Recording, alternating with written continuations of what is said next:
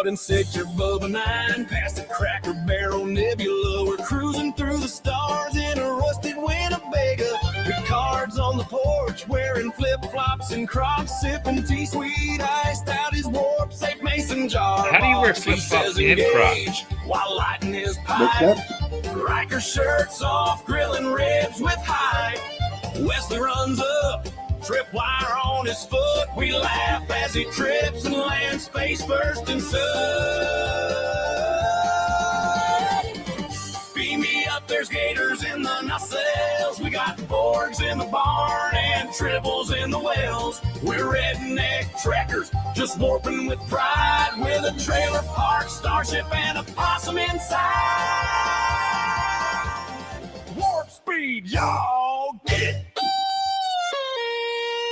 Worth chugging moonshine, wrestling a raccoon, calls it a glorious hunt under the redneck moon. Troy's reading minds at the poker shack, says y'all feeling shame, and we say yeah, but it's fine with Jack. Data's playing banjo, trying to feel the groove. Emotion chip failed, but he's still busting moves.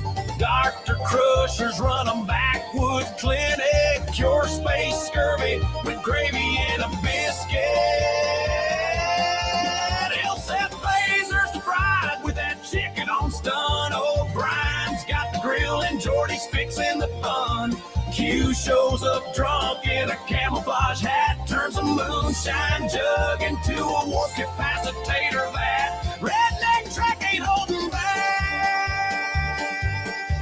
Yours got a shotgun posted at the still. Security alert, some Klingons on the hill. Them boys show up, but they ain't looking for war. They just want cornbread and a jam with the boys next door.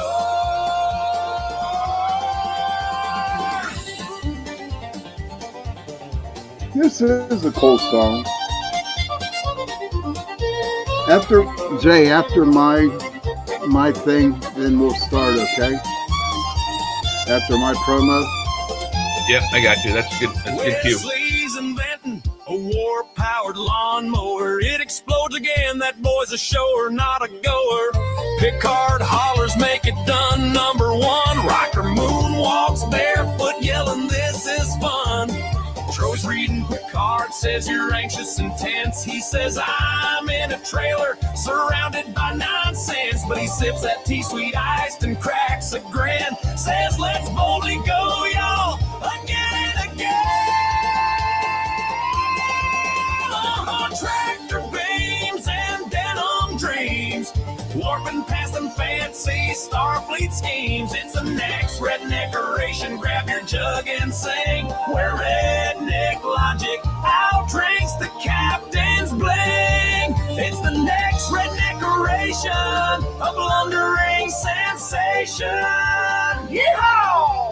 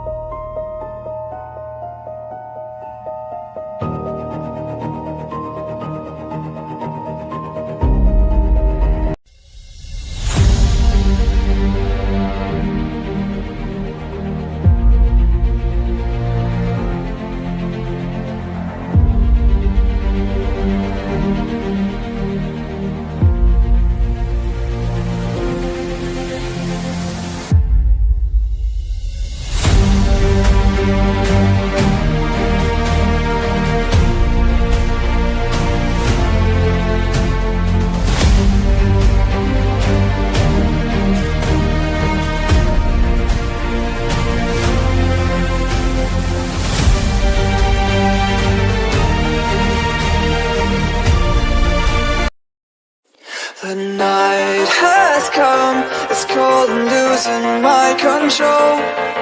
Your light is gone, and lonely darkness fill my soul. I wish that you could save me from my isolation. It's way too complicated. Let's stop this conversation. Let's stop this conversation. We got no relation.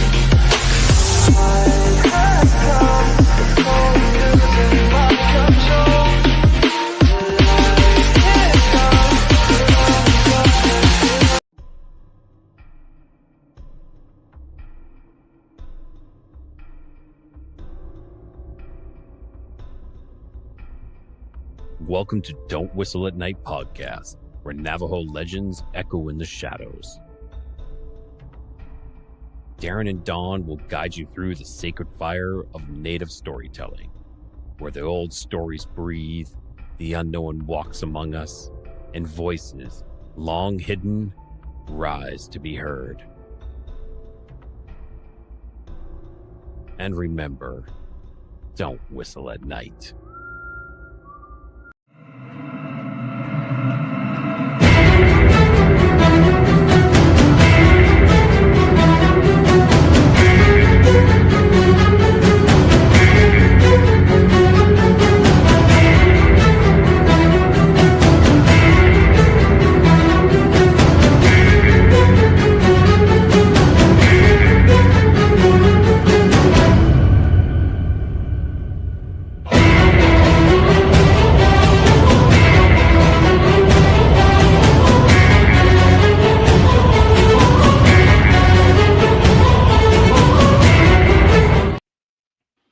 Hey, good evening, everybody. Hey. Go ahead. I'll let you do the intro, Jay. Go ahead. Oh, well, welcome everyone to the chat. Thank you, Sean, for showing up. We are a little late, not too much, but just a little. Joe is still in Los Angeles. Maybe pop in, maybe not. He's busy.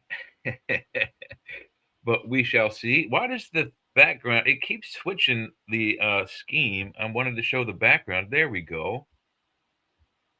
Currently, that's going on. That's what happens when you do the background. It stays like that, and then your pictures are when you have it normal. When we did the promos, it went back to this. Yeah. We want to do that for a while. So, let's get into it. What you just got out of work, so I don't know what you've heard yet, but it didn't seem like there was a lot going on with the ceasefire. It seems like it's holding. But I think they have now 36 hours, maybe 30 hours left on the ceasefire to open up the strait, which has not happened yet. Okay. I don't know.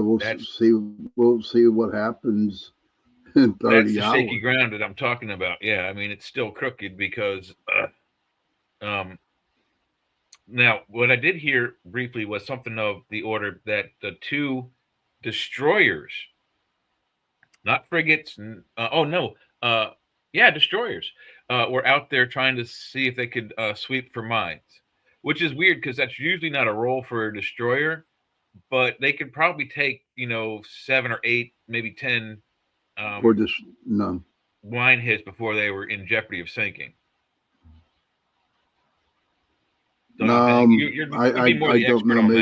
Maybe they don't have maybe actually what they use is minesweepers, and I know that's what I'm saying. They're using 2 destroyers right now, so they must not have deployed any.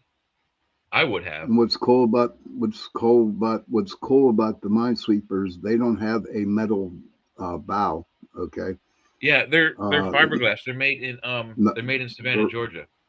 They're also wooden too. I know the one that's made in Savannah, Georgia. It's a fiberglass plant, and it's like they take like a sheet of like gray, nondescript, plastic, and they put it over a form and kind of like vacuum form the hull, and then boom, they slap equipment on it, like plastic blades and all the kinds of stuff that aren't going to attract magnetics. Right, exactly.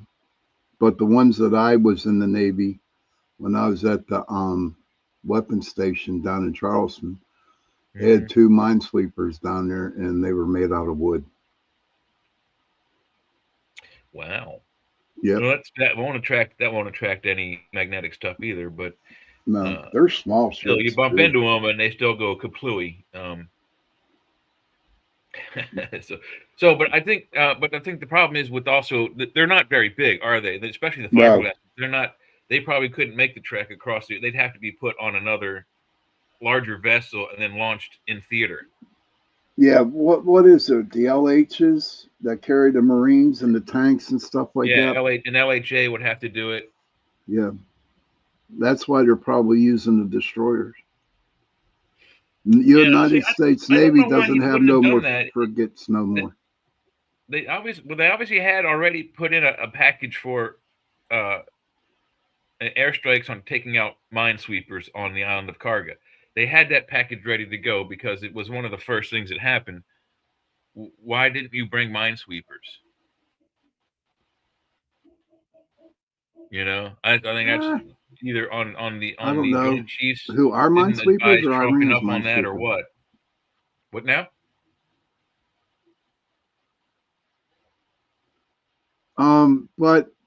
But like you said, you figure if you get an LHA or LHP, whatever the hell they are called, them ships are too damn big to go through the strait anyway to get them on. Well, that's okay. Especially during when there The wasn't a minesweeper's small enough. All you got to ceasefire. do is get it in theater and then launch it off the LHA with either a helicopter or if it's a landing craft, you could probably get into shallower water and just let it slide off the bow or off the tail fin somehow. Yeah, but But also yeah, there's no weapons on board the that. logistics of getting it off the boat. Well, I'm sure they have that figured out. Um, the logistics is that if they did say like take them off with a helicopter or something, they're sitting ducks up in the air. You know what I mean? Well, but I think also we have air superiority. It doesn't mean we're immune, okay? But we're also naval superior. So there's nothing. If they surrounded the LHA while it launched 1 or 2 or 3, they could probably carry 3 full-size minesweepers on each LHA comfortably. Then they'd have to launch their helicopter, cable it up, and drop it into the water. And it would probably Right. take about 15 minutes for each one to be dropped off. Right. Once the helicopter's up in the air and the cables are down. But my fear would be, with them for that so-called 15 minutes in the air, look how them 3 F-15s came down at the beginning of the war.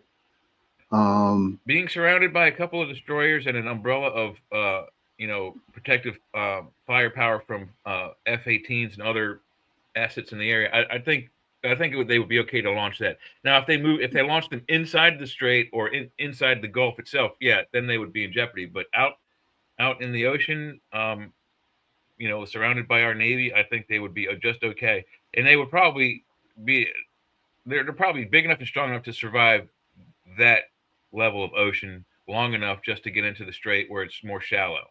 Right. And that's where they need to be. They're not going to help us right now. I think their main port of call is down in Georgia somewhere. Huh. I didn't know. Like Let right me, off, let me not at Google Kings that. Bay, but nearby it. You know what I mean? Let me Kings Bay is one Google of the that. Seawolf hubs. Let me Google that for a minute here. All right. Where is the minesweepers built? Slovenia, Georgia.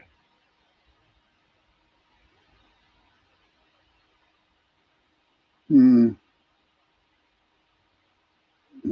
might say Garden City. Garden City is right next door. Okay, let me see. I screwed it up. I'll figure it out later. Let me put it built. Let's try that.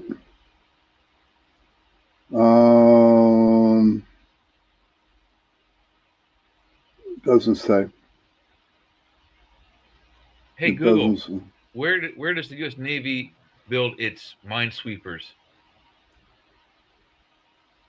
Historically, the U.S. Navy's Avenger-class minesweepers were built by two shipyards, Peterson Shipbuilders in Sturgeon Bay, Wisconsin, and Marinette Marine in Marinette, Wisconsin. However, the Navy is transitioning away from those dedicated minesweepers to using littoral combat ships, or LCS, which are fitted with minesweeping and mine hunting equipment. Do you want to know which shipyards build the LCS ships? No. Okay, so they no longer build the ships. But I know that there was a shipyard it was either Garden City or might even be Pooler, one of the suburbs of Savannah, that got the contract to build the fiberglass hulls. And they just built the hulls. They didn't put anything else on it. They just built the hulls and they delivered them to the Navy, which put the equipment on it. And it was But in the mid '90s, I think, and they got the contract to make those minesweeper hulls. right. But it seems that they're now using destroyers and frigate class, actual combat ships with minesweeping capabilities to look for these things. So that's good. Here, The minesweeper, if a minesweeper does actually trigger one off, it will. I mean, the whole ship is gone, even the crew. Now, a destroyer, yeah, it's going to take some hull damage, but one mine, 5 mines probably won't sink it. Probably take it out of commission for a couple of weeks, but it's not going to kill it. hey, Heidi, good to see you. Now, the Avenger class, the MCM, built between 1982 and 1994. These are 14 220-foot ships used by the United States Navy, featuring wooden hulls and advanced sonar to locate and destroy mines. Yeah. The aggressive class, the MSO, is 101 wooden hull vessels built for the U.S. Navy to combat magnetic mines, with only one, the USS Lucid, remaining in the U.S. Oh, you see that, Sean? She says the UPRN channel isn't live. It is not How do live. we change it? Which How do we one? change that? The UPRN one. How do you change that? Here, I'll figure it out. Okay, which one do we Okay. got here? Okie doke. No, Thanks, no, Heidi. no, it's on. It's on YouTube. Okay. It's on YouTube. See what we got here. Paranormal Radio. Yeah, that's good. Are the Rumble ones working? Can you check the Rumble ones, Heidi? The one Rumble's gone. What? Really? Roku. Let me pop I'm in there sorry. real quick. Roku. I don't know how to check the Roku one. But I have access to the 2 Rumbles. UFO, the chat, the one Rumble's working. Let's see, go live. Jojo Mon 1, the chat, you are live. Okay, we So are that live one's on JoJomon, definitely. And you're No, wait, I'm sorry. live. That's UFO Paranormal. Then you're on the UFO, the chat. If Yeah, you go it's up on. to all them little circles on top, right, Jay? Okay. Yeah. Hit the arrows, dude. Hit the arrows. And they'll show you what's on. On which screen do I look at those arrows? Top on right now. The top. Okay, so go up to your first one and put it right across the check mark, okay? I'm not sure. I follow you. I'm looking at the studio page right now where I can see both of us on camera. Yeah. So there should be 8 little circles on top. I don't. Oh yeah. Okay, those guys. Yeah, those. Yes. Okay, so what you do is you go and you take your cursor and you put it over the check mark. You're going to see a down arrow. Yeah. Now hit that down arrow. Okay, and it says live. I see. Okay. Yeah. The only one that isn't live is the Roku one. Okay, it's live. I had to close out and come back. It always goes out on me, so I don't know what's going on with Roku. I can't even look at the Roku stuff we do on my Roku. It won't come up. Right. So, but yeah, live everywhere else. Yeah. So all right. But back to it, the minesweepers are like wooden bottom ones, man. Well, but I know that in 90, so you said till 94, so it probably was 94, 95 is when this contract they started making them in Garden City, Pooler, or Savannah, the minesweepers. We're minesweepers now, in the United States Navy, are they made of, what is it? Fiberglass. The U.S. Navy is phasing out its Avenger-class minesweepers by April 2026. These ships, which are being replaced by littoral combat ships, are primarily made of wood, covered with glass-reinforced plastic, to avoid detection by magnetic mines. Yeah, the vessels are primarily constructed with wood covered in glass reinforced plastic. Fiberglass. Is that what that is? I don't know. So here we go. I got this. So this is Wikipedia. I know, boo hiss, but it's one of the best free encyclopedias. It may have its issues, but whatever. The Avenger-class mine countermeasure ships are a class of 14 ships constructed for the Navy from 87 to 94. This is still not the ones I'm thinking of. Where were they built? They're phasing out. Yeah, that much I figured earlier. Where were they built? Wisconsin. I'm still looking. Yeah, I think so. Peterson Shipbuilders, Wisconsin. Yeah. Oh, some are built in Sasebo, Japan. Oh, home port is Sasebo, Japan. Wow. Yep. We've got 1, 2, 3, 4 in Japan. Yeah. Proposed for 2027. Weird. But the minesweepers are like, they're so small. I don't know how they sleep in there. I think there's like 2 racks in there, 2 or 3 racks. I don't know, but they're awful small. That's the best duty in the world, man. Racks for you landlubbers is a place to sleep. Yeah, right. Yeah, that's right. And if you're on a ship, especially a Navy ship, and you have to go to the bathroom, don't ask for the bathroom, ask for the head. Point me to the head, please. Yeah, and, there's also, a lot of don't stuff. you have to? And isn't it? Don't you also have to always go backwards down all the staircases? No. No. The vertical ladders is always backward. You always go back down. You don't go forward down, though. Yes. You have to go down. You can go up and down, dude. Okay. Backwards, yeah. When you're going downwards and it's straight, yeah. But most of the ladders on the ship are like this. It's probably a Hollywood thing that I saw, because Hollywood doesn't always get it right. Oh no, not at all, dude. No, Hollywood don't get it right. And then no, they sure do. I forgot to send out a bunch of invites. Have you spoken to Leah? You know if she's got the kid this weekend or no? I don't know. I don't talk to Leah. I don't talk to nobody. She gets the kid, I think, pretty frequently now on the weekend, so I don't think she's available so much. But I have sent out invites in the past.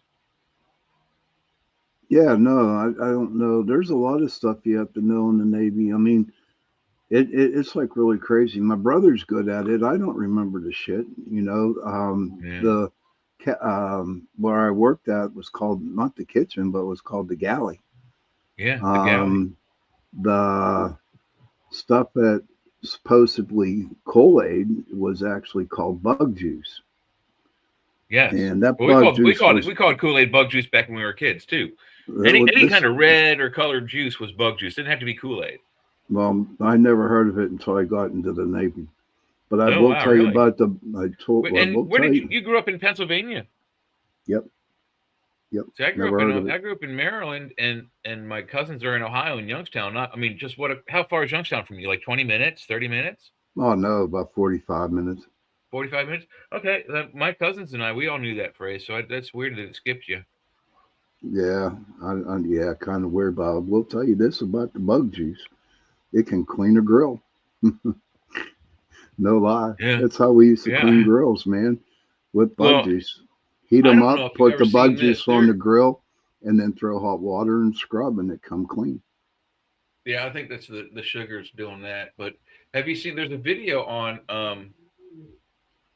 probably YouTube, and I don't know what it's called, but I saw it, and I believe it's a police officer who first describes why he carries a 2-liter bottle of either Mr. Pibb, Dr. Pepper, or Coca-Cola.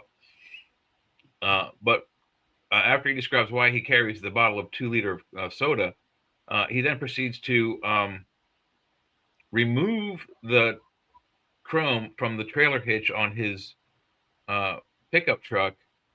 It takes him about an hour and a half, I think. But using Coca-Cola and just a like a bar rag, just powers the chrome right off it to straight back down to bare metal. I swear to God. I bet. You ever seen that? Yeah, I have. Heidi. Oh my God. Drive Did people safely. drink this stuff? Put it in their system. I stopped drinking when I saw it. I was like, oh, that's it. Cold turkey. We're done. Well, no. I remember I saw something else on YouTube where they got one of them. What the hell is it called? Some kind of energy drink, and they literally started boiling it, and and they just let it burn, and it was like so much sugar on the bottom of the pan, man. It was unbelievable. Let's see what happens. Let's see if I can find something. This stuff kills you, man. Yeah, I know. I don't drink those energy drinks. No, that will kill you. All right. So, oh gosh, I see what you mean. Okay. I mean, it's a Monster Energy drink, I think. Yeah. Let's go to it.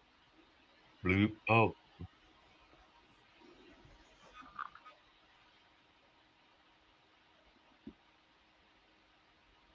Wow. Okay. Yeah. Oh, yeah. I don't know if I can start it over, but we can start in the middle and it'll automatically replay. I mean, that's, wow. How did you hear about that? The boiling of an energy drink. I saw it on YouTube. Oh, you just saw it? No one told you about it? No, it was a while back. Oh, I see. It was a while back. Is there a way to make you full screen? God, I wish there was. Oh, yeah, there we go. Poured onto a hot spoon, the liquid doesn't immediately start boiling. It over again. Boink, boink. Have you ever wondered what would happen if you boiled Monster Energy dry? Can you hear When it? energy drink is poured onto a hot spoon, the liquid doesn't immediately start boiling. Instead, it gathers into a rounded droplet that rapidly spins across the metal surface, forming a strange, constantly vibrating shape that looks like a UFO. As the liquid heats up, the water gradually evaporates and the concentration of dissolved substances, mainly sugars, taurine, etc., continues to increase. The liquid transitions from thin to viscous, while its color changes from light yellow to deep brown, and caramelization begins to occur. At the same time, because the drink contains amino acids such as taurine and sugars, the Maillard reaction also takes place, producing a rich, roasted aroma. Finally, under high temperatures, the organic substances undergo dehydration, carbonization, and combustion. The gases produced become trapped within the extremely thick, sticky material, causing it to puff up into a porous, foam-like structure, leaving behind a sponge-like black carbon skeleton. Have you ever wondered what would happen if you boiled Monster Energy dry? Wow. Yeah, that's why I won't drink the Monster drink. Wow. Well, and they for a while they were selling this stuff in the bars. This is Monster. I don't know if they were doing it with Monster, but the big one, Red Bull, they were selling it in the bars with vodka and gin and making different mixed drinks. And sometimes some high powered, like a high powered drink would be like a Long Island iced tea, which contains, one shot of 7 different liquors, including tequila and 151% rum, or 151 proof rum, which is like, 80, 90 proof. It's pretty strong stuff.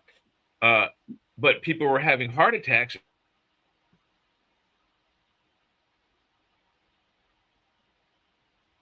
Yeah.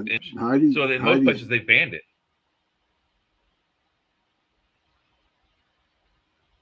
And Heidi says that she used to drink those all the time. I never did like them. I never did like them. Now the only really quick, if I want an energy drink, is that I drink a Mountain Dew, and that puts me out there somewhere. Mountain Dew is one of the highest caffeine content sodas on the market, and I think it's equivalent to 2 cups of coffee in one 20-ounce Mountain Dew, just the regular green one, by the way. And Heidi, I saw that video of the policeman And again, he tells you a reason that he brings 1 or 2 liters of soda with him on his police cruiser. But he actually cleans a chrome trailer hitch, a brand new chrome trailer hitch, down to bare metal with just soda and a regular towel. And the reason this officer carries the soda in his cruiser for when he finds bloodstains on the highway. It's the only thing that removes it from the pavement. And that's whether it's like a deer that's been hit or there's been a fatal car wreck. They use that usually to loosen the thick, viscous blood from the concrete. Never knew that. Yeah. It's not because they're caffeine addicts. It's because you think oil is bad on a roadway. Think about this. When cars drive, oftentimes on the highways, they'll drip all kinds of lubricants and oils and gasoline and other slippery liquids. And it sticks to the highway because the highway's made out of the same kind of fossil fuels, but just in a different, like tars and so on. And then when it rains, particularly within the first 15 to 20 minutes of any rainstorm, no matter how heavy, all of that oil and stuff rises to the top and makes the road slick. That's why people slide and crash in the rainstorm. After about 20 minutes, that stuff washes off. But blood stays a little longer because it's heavier. It's made out of iron. It's got it's one of the heaviest metals on it, so it stays below the oil and it stays on the highway a little longer, maybe 20 minutes, 30 minutes, 40 minutes. So they really need to clean that stuff off, especially if there was a multiple car fatal accident with multiple dead bodies all over the place.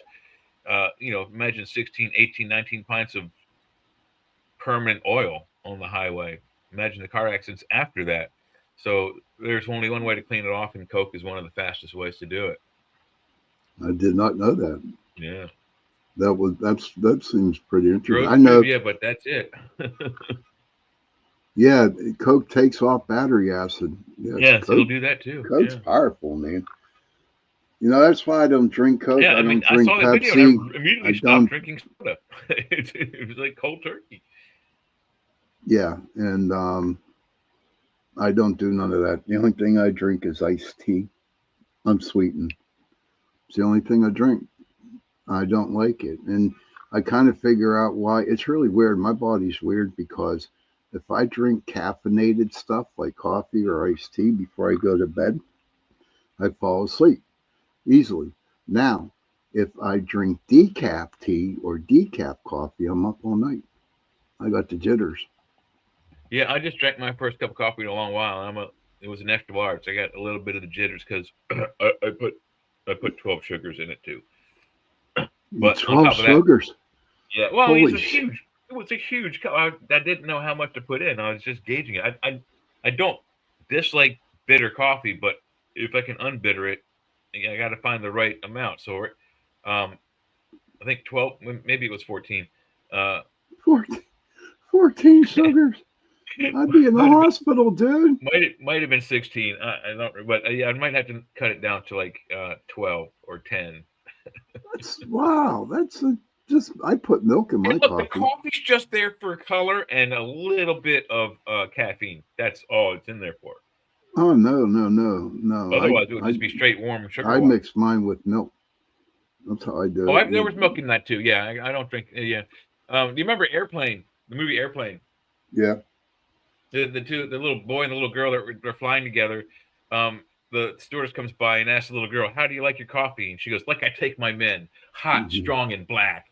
And the little boy is like, "What the fuck?" that was a good movie, man. Hands down, one of the funniest. It's a sight gag joke. That's one of the funniest on the planet. Well, I'm glad you made it home, Heidi. Nice and safe. I'm glad thanks. You made it home. Awesome. Yes, he made it home. Yeah.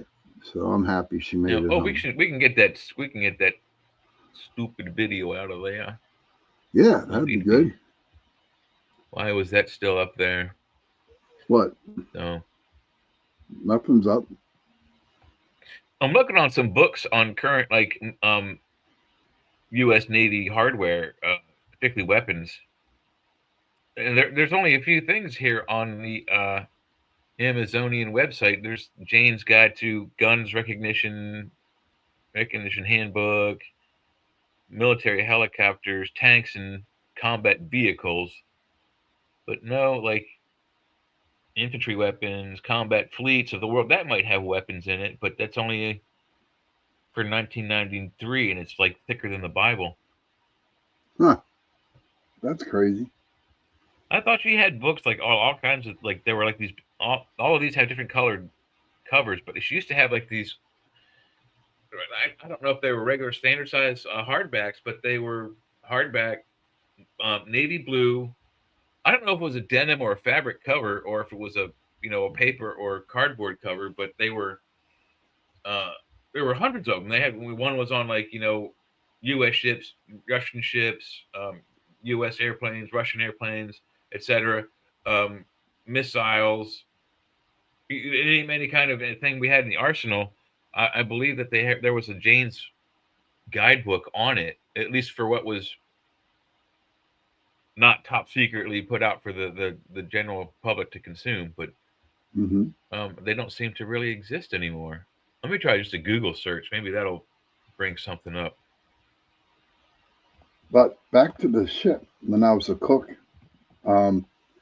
we pulled into Australia, and it was so rough. The seas are so rough down there that we had to go and anchor out and go in the next day.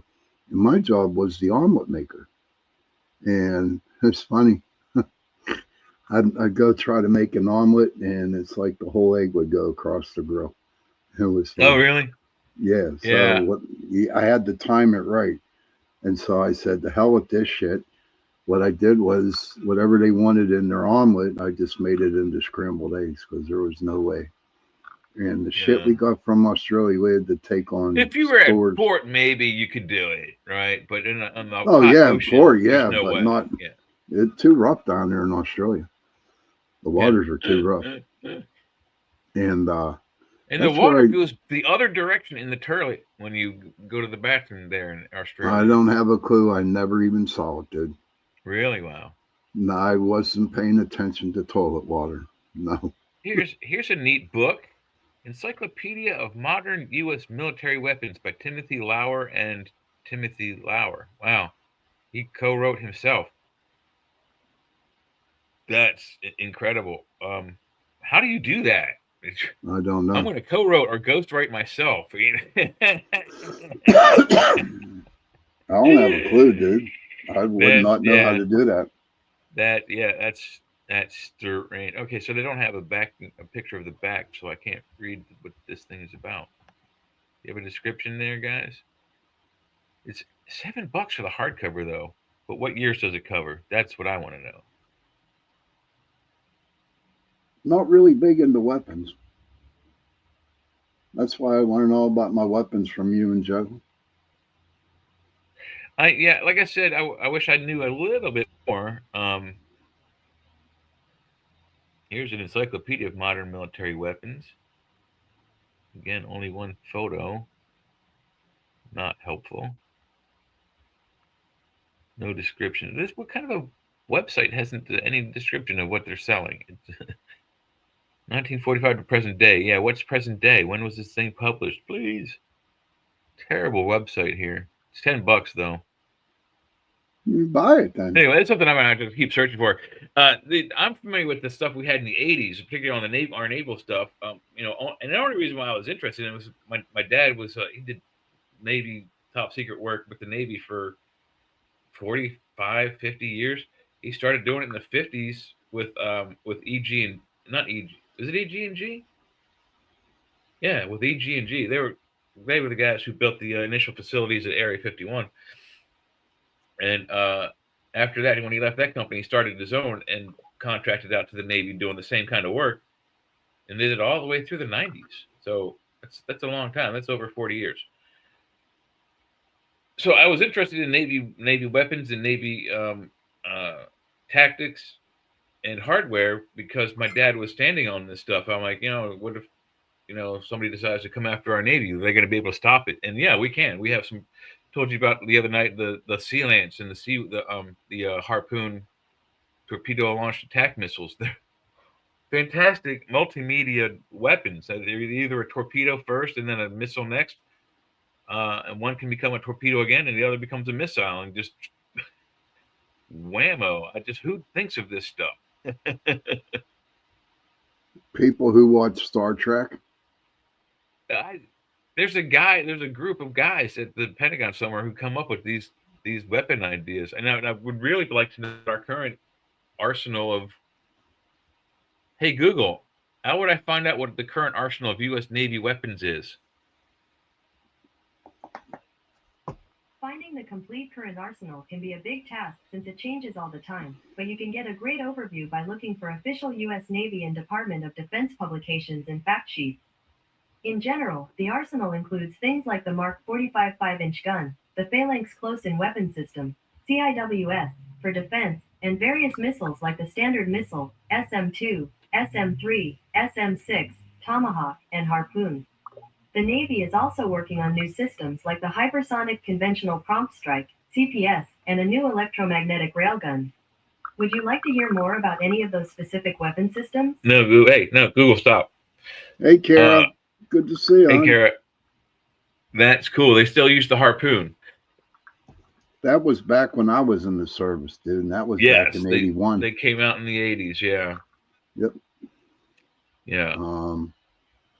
It's good that Kara popped in. Yep. You know, I mean, I don't know. All I was concerned about when I was in the Navy was feeding 2,500 men. That was my concern. My weapon was my spatula. You cross me, man, you get whacked with the spatula. Yes, you did.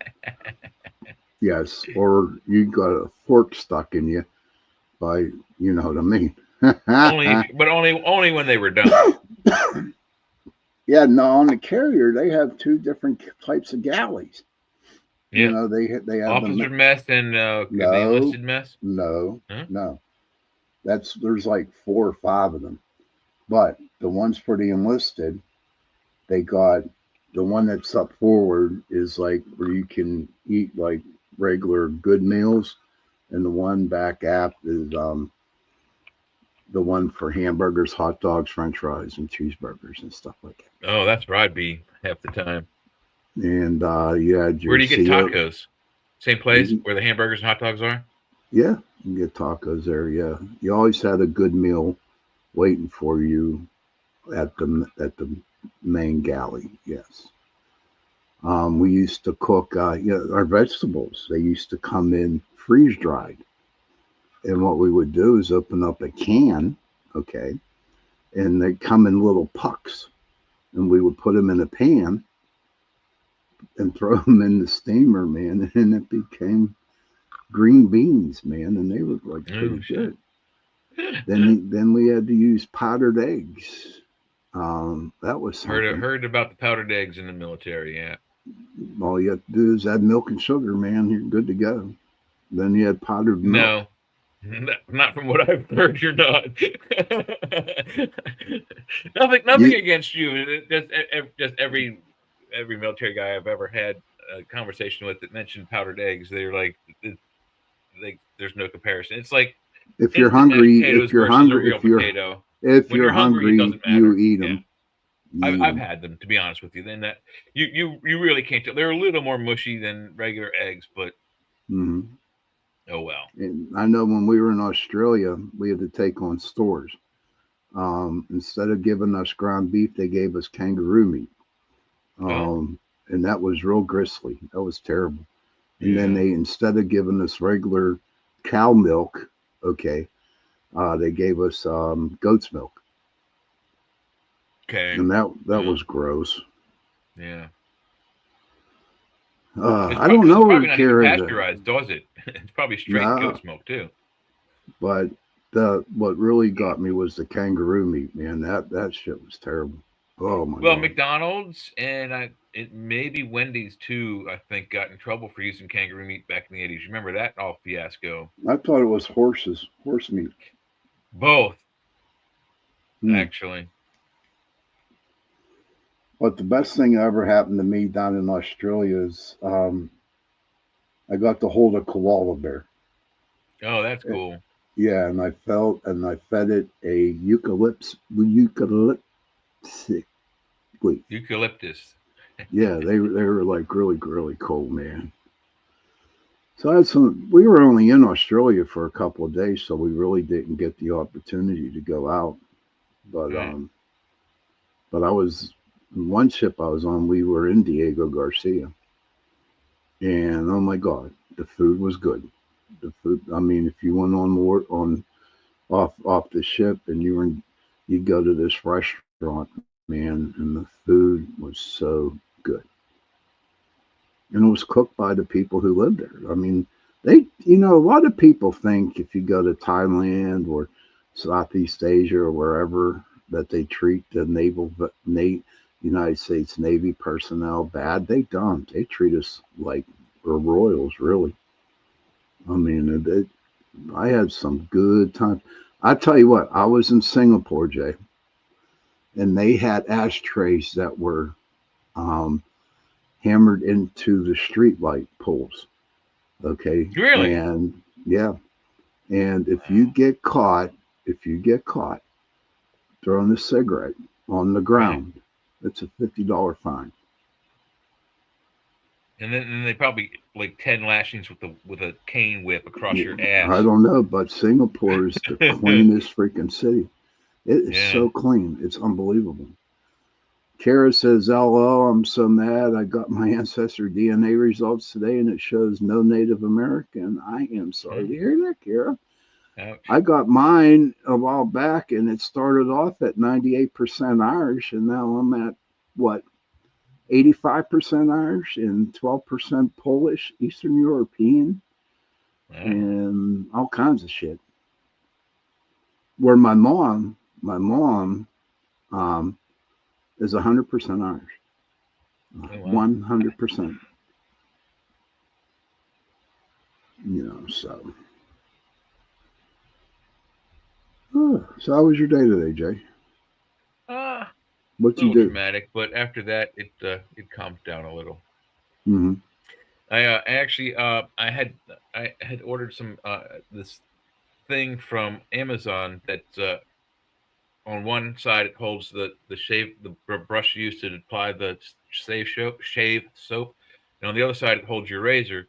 And the one I got, there's a screw that puts it together from the bottom, and that was missing. So I sent in a return request. The new one came today. I took the screw out of that, repackaged that, and sent it to them today.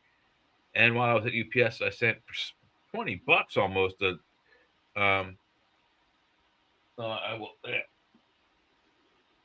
My friend is a smoker, and he uses these things that he blows his smoke through, so his house doesn't stink. But he uses the tissue, the roll of a toilet paper roll, and Yeah. dryer sheets, and it gets all nasty and brown. It's disgusting. He shares with everybody. So I got him that. Those things like $9 or $10, and I sent it to him. But he just told me that he and his fiance are pregnant, and so I sent him a card that says it's a hootie, congratulations. So, but his isn't a football. It's shaped like a cactus because he lives in Arizona. Right. Hey, He and I a Kara, stinker. Heidi. I'm going to do something for you, ladies, because we're really pretty close to getting a break in. But what I want to do is Oh God, I gotta put this up.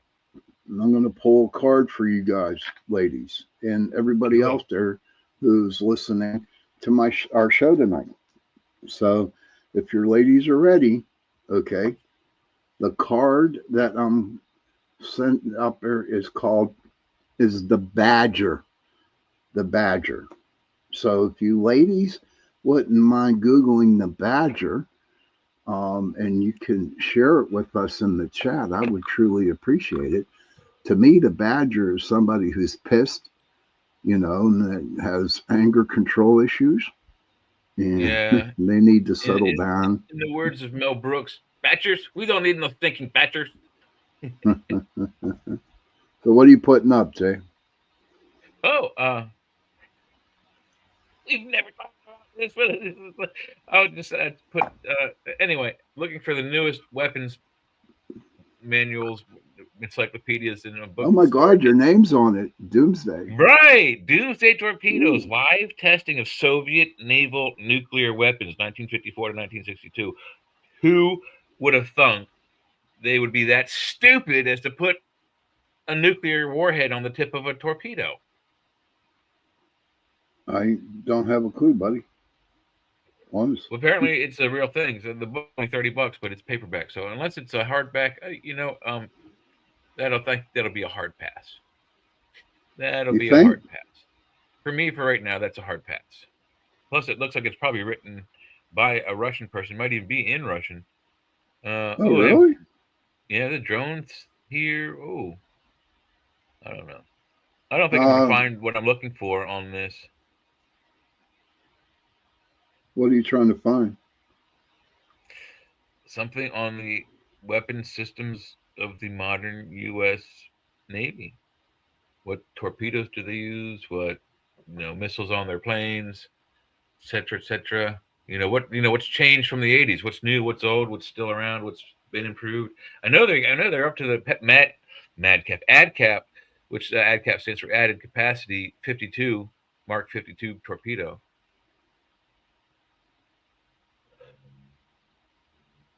I'm trying to find. Oh, yeah. Okay. Here, I'm going to send you a song. All right. Oh, are we at break time? Oh, wow, we are, aren't we? Yeah, hold on. I'm going to be sending you this song to play. Oakley Duckley. Yes, we always have special deals going No, on. what the hell?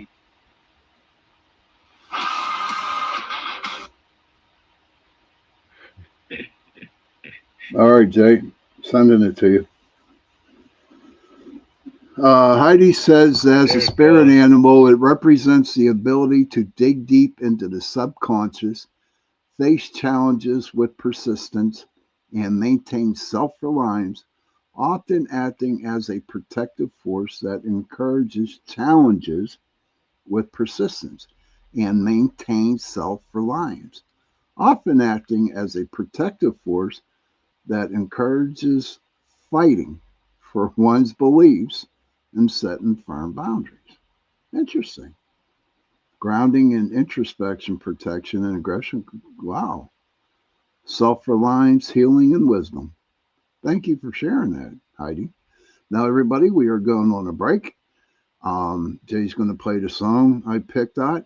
And then after the song, I'm going to go and play some more. And I'm going to play some more intros for everybody. So sit back, go have a cigarette, do what you got to do. And Jay, if you want to let the song go, go. Hang on a second. We got to do. There it is. Hello. And on stage. And see you back in like 5, 10, something. Something like that.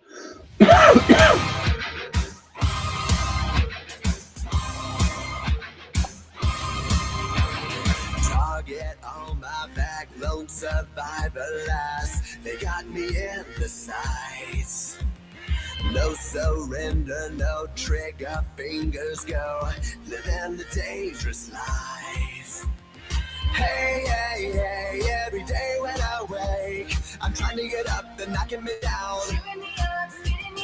Hey, hey, hey, when I need to be saved, you're making me strong, you're making me stand.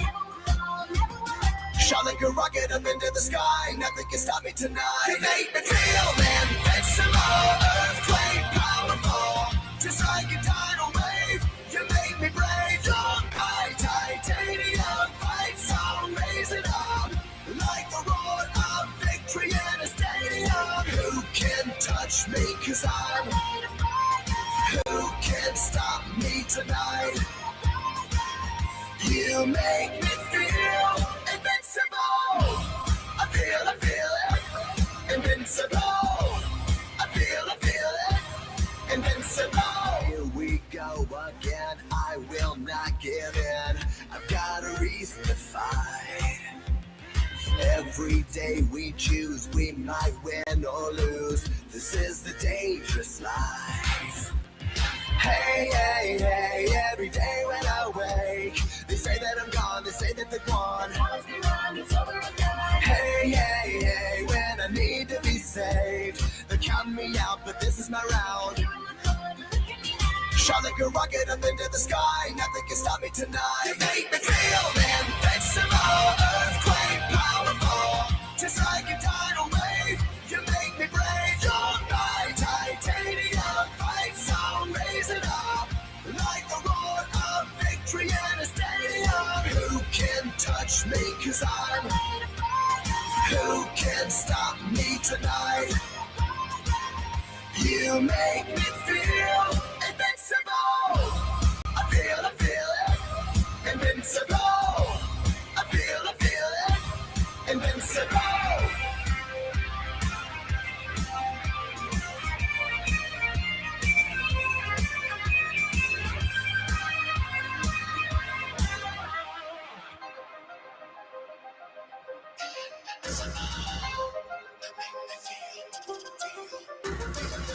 You make me feel invincible.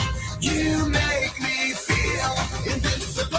Shot like a rocket up into the sky, not gonna stop. Invincible. Feel invincible. Earthquake powerful, just like a tidal wave. You make me brave. You're my titanium fight song, raise it up like the roar of victory in a stadium. Feel invincible. Earthquake powerful, just like a tidal wave. You make me brave. You're my titanium fight song, raise it up like the roar of victory in a stadium. Who can touch me, 'cause I'm who can stop me tonight? You make me feel invincible. I feel it, invincible. I feel it, invincible. Meet Niles Kern. He's the owner of Gurney's. They're a seed company, and they've been selling exclusive varieties.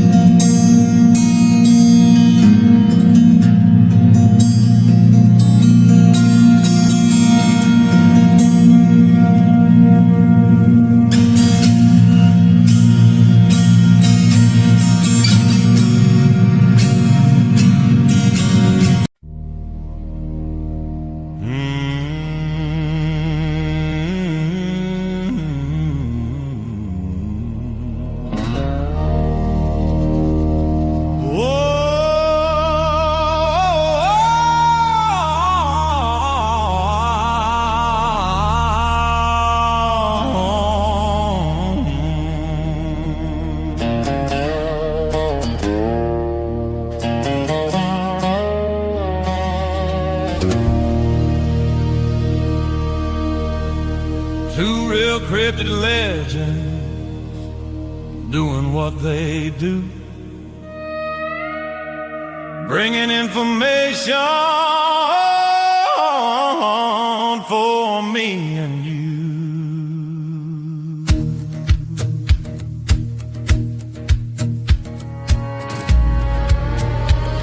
Ron Moorhead and his Sierra Sounds, Daryl Denton, the Tennessee Bigfoot Man, along with Michelle Desrochers, bring adventures across this land. So much information brought to you each week, actively out there looking as the truth they seek.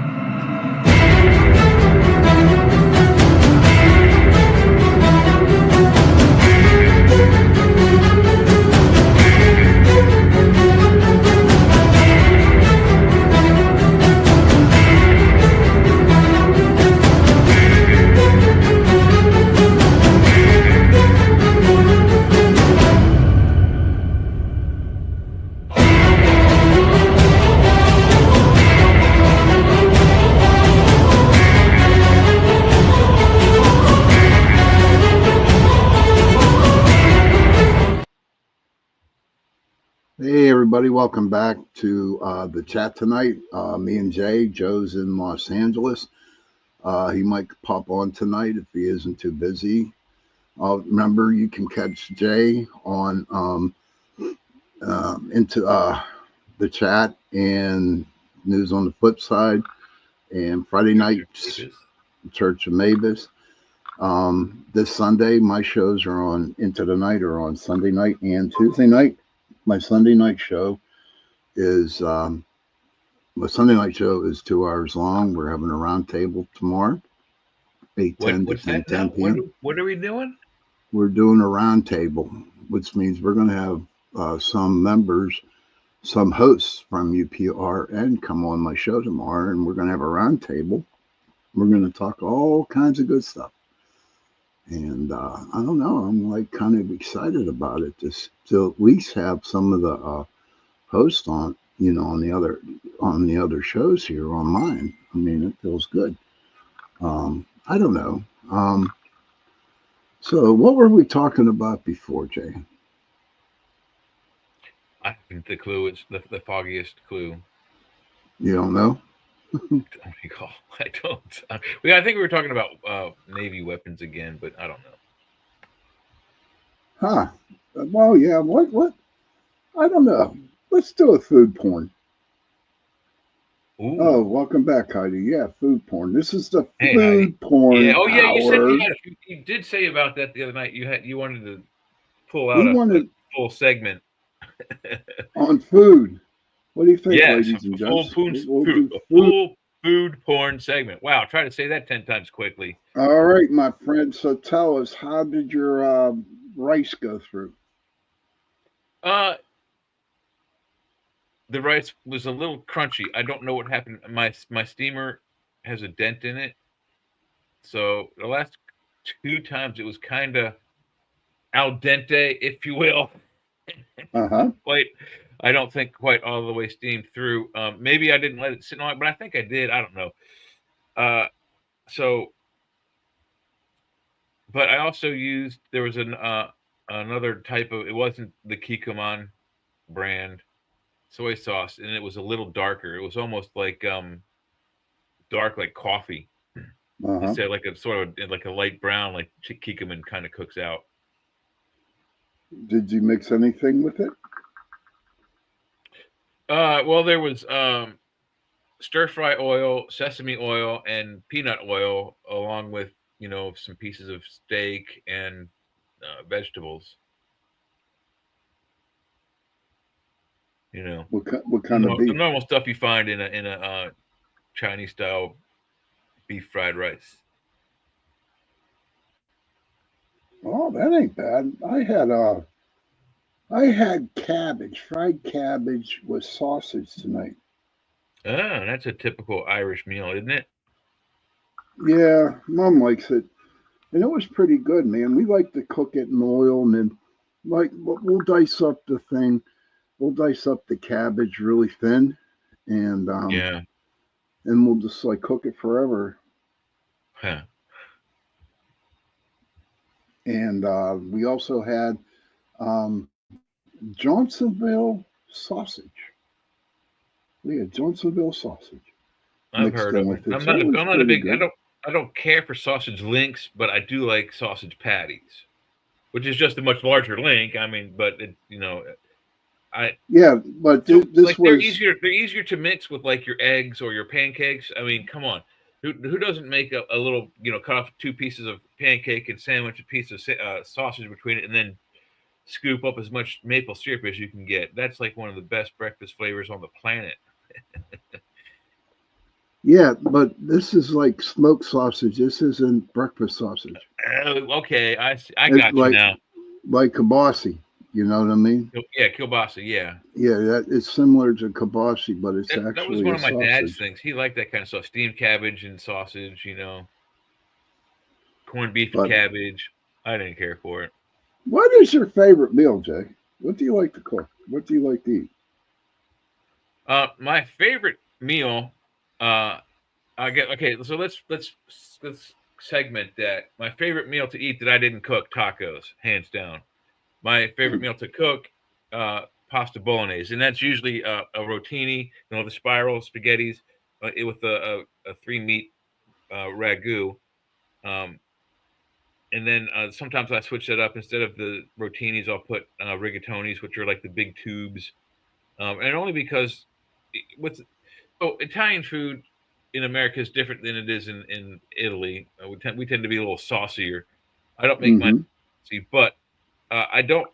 Spaghetti, string spaghetti is good with meatballs, but not with meat sauce. What? Why do you say that? I don't know. Okay, so it doesn't pick up as much meat as the and I've had it. I do it all the time. It's just I find that the rigatonis and the rotinis they tend to pick up more chunks of meat ragu and bolognese than a string does. And I know how to spin the strings and on my fork without using a spoon. But I just find you collect more meat in spirals and rotini and tubes. Rigatoni tubes. Huh. Well, Heidi says food porn segment. Yes. I've been pondering lately, is Velveeta even the same process? I think it's worse. Although I love cheese, dipping mac and cheese, I get terribly sick from Velveeta. You know what I use it? You know what I use Velveeta cheese for, hon? I use it for trout fishing. That's what I do. I do not like Velveeta cheese at all. It is the grossest of the grossest cheese. It's pretty nasty. I don't eat any of the processed cheeses anymore. I probably got to stop eating processed cheeses on my cheeseburgers. But what I found out about cheese, particularly from my urologist, is that my kidney stones probably are made from calcium. When we do a more in-depth study, we'll know for sure. And they've got some parts of the stone that I just had an incident with, so maybe they'll know. But he said hard cheeses are okay, and liquid whole milk, and I'll be okay. I won't make so. But it's the soft cheeses, the spreads. I love spreads. There's this country club in Youngstown where my grandparents and cousins and all live, Youngstown Country Club, and I don't know if they still make it, but they used to make this stuff in a huge quart tub. Their Youngstown pub cheese, and it was basically just cheddar cheese mixed in with horseradish, and it's very pungent. But you just spread it on crackers, Triscuits and whatnots. But those kind of cheese things, wine cheese, smooth spreadable wine cheeses are bad for people who make kidney stones. So I'm going to try to start avoiding those, even though they're, a nice smooth port wine cheese that you can spread on a Triscuit is mixed with a port or a wine or a nice liquor is very, very, it's delicious. I love cheese. I like cheese too, any kind of cheese. I like cheese on everything. You ever done you go to the store and you buy a nice big hard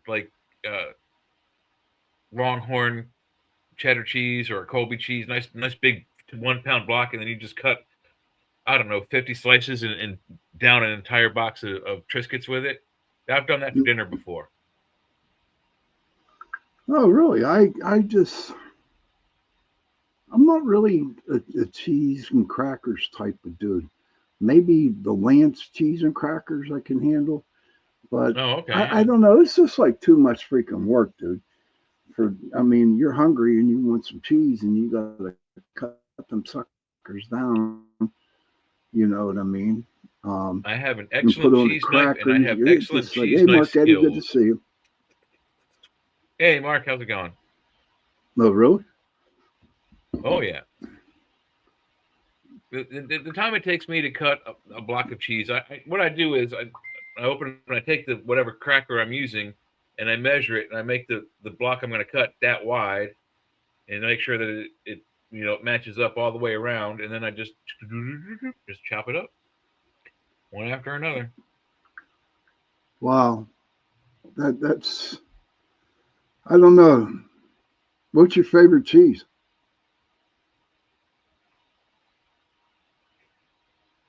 I like very, very sharp cheddars.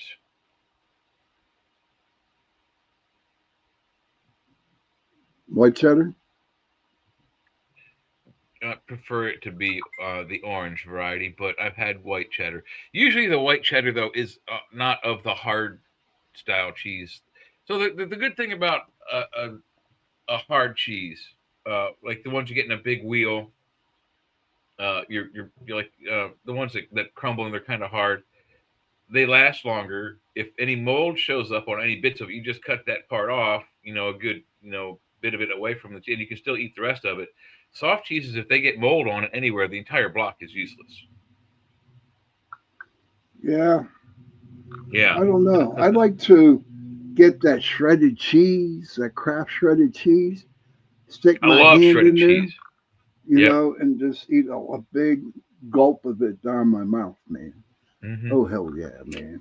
I'm gonna have to start when I make tacos. I'm gonna have to stop getting the Tex-Mex blend and the taco blend. I'm gonna have to go for the if they have a Longhorn or a sharp cheddar, hard shredded cheddar, then I can use it. But I think because I eat so many tacos, and I used to eat a lot of Kraft macaroni and cheese, the deluxe one that comes with it's kind of like a Velveeta cheese sauce in a pouch that you mix into the noodles once they're cooked. I think that's what was giving me kidney stones the most, because I used to eat that stuff all the time from college on. That stuff kept me alive in college. But everything. For me, I make regular box macaroni and cheese, and then I put Spam in there, and or I like to put tuna fish into it, and onions, and then I like to take a bag of shredded cheese and just mix it in and all kinds of shit, and it's so good. Works good in macaroni and cheese. What's that? Taco meat. Leftover. I can see that. Yeah, I've also cooked. I've also done cheeseburger macaroni. What I've done is I take. They have two sizes. They have the family size Kraft macaroni and cheese deluxe and the regular size Kraft macaroni and cheese deluxe. And I usually cook the smaller box, but I use the bigger box's cheese pots because it's a little bit bigger. And I brown a pound of just straight regular old hamburger on top of a chopped onion, salt and pepper. Once it's browned, I drain it off pretty good because it can get kind of greasy, especially if you use 80-20. And then you make the macaroni and cheese and you mix them all together, and it's fantastic. It's really, really good. Another thing that makes good with macaroni and cheese is Hormel beef tips and gravy. You can get those in the refrigerator. Oh hell yeah! Grocery store. Yeah. Oh my God. So typically beef tips and gravy is usually served over a bed of wavy noodles, but it works better over top of elbow noodles with cheese. Yeah. I'm sorry. I'm just in contact here with someone close to me that's having a problem. So if I'm not paying attention, Jay, okay, I'm sorry if you just want to keep talking no worries, about man. cheese. No worries. Taco Tuesday every day. Heidi, if I knew it wouldn't kill me and I could eat tacos every day, I would. And one of the best things I ever found out for breakfast when I was bartending in college, a lot of the bartenders that I knew, we hung out from different bars and different restaurants. Once we were done, we would all hang out at this one bartender's house. Oddly enough, he lived directly across from the liquor store too, just like I did. So the walk home was close. But we typically would all go to the, I believe that we went Kroger, and it was a Kroger in downtown Savannah. And we'd all buy fixings for scrambled eggs. We'd buy burrito sleeve, the burrito tortillas, shredded cheese, chopped tomatoes, onions and stuff to chop. And we'd make huevos rancheros in burritos. I don't know if anyone's ever had scrambled eggs with hot sauce. Holy shit, is that good? And when you have just come off of a bar shift and you're lit, I mean, we sometimes often drank while we were bartending. I won't lie. But that's one of the best breakfasts ever. Scrambled eggs, whatever toppings you want, chopped onion, chopped tomato, shredded cheese, salsa, roll it up in a burrito sleeve, and it's just pure heaven.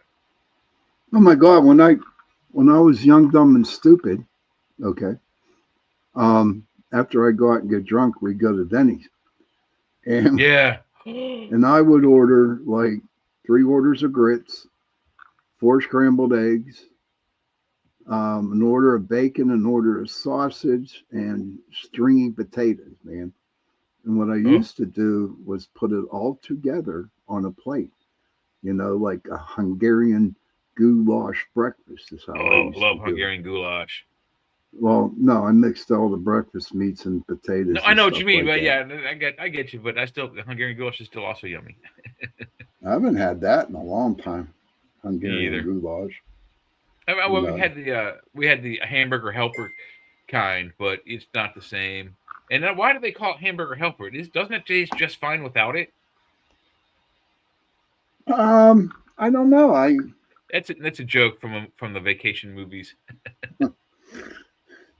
You have to tell me it's a joke, dude, because it just goes way over my brain. Clark Griswold's cousin-in-law or whatever, cousin Eddie says, I don't know why they call it hamburger helper. I think it tastes just fine by itself. Now I kind of understand that.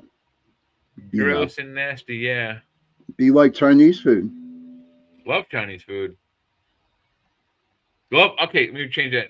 Love American Chinese food, and I love some traditional, real Chinese dishes, which I have had at my friends' traditional Chinese weddings. But I don't think I would like actual, real Chinese food if I was in China. It would probably turn my stomach if I were to know what most of the proteins were. Mm-hmm. I like American Chinese food. My son went to China. Yeah, actual China for 2 weeks. And for the company he works for, and they went out to eat all the time. And the American Chinese food that you get here, okay, is totally different from what you get over in China. They're more into vegetables, okay. But he said he went out one time. A bunch of them went out to eat, and they had duck tongue. Oh, good God. Duck tongue. Gross. Oh yeah. Oh yeah. It was something. He told me that. I said, "Oh, gross." I don't think I. He said, "Dad, what it is?" That's the one kind of food, and like a lot of people they like cow tongue. That's one of the one foods I probably will never try. I don't want to eat a food that tastes you back. Uh-huh. Gross. How nasty. Right. Oh yeah. I'll be right back. I heard some digs in the background. Did somebody say something nasty about the food we were talking about? I hope not. I'll be right back, okay, buddy? All right, cool. Talking about food, I was looking at actual Denny's, trying to look at their website menu.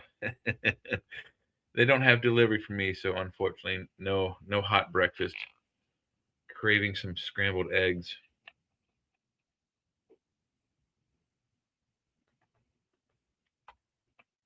Well, yeah, no, I see that, Heidi. Now reshred and slice our own cheese. Yeah, I think I might start doing that.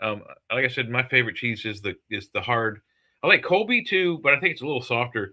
But the really, really like sharp New England cheddars and things like that would shred nicely for taco toppings.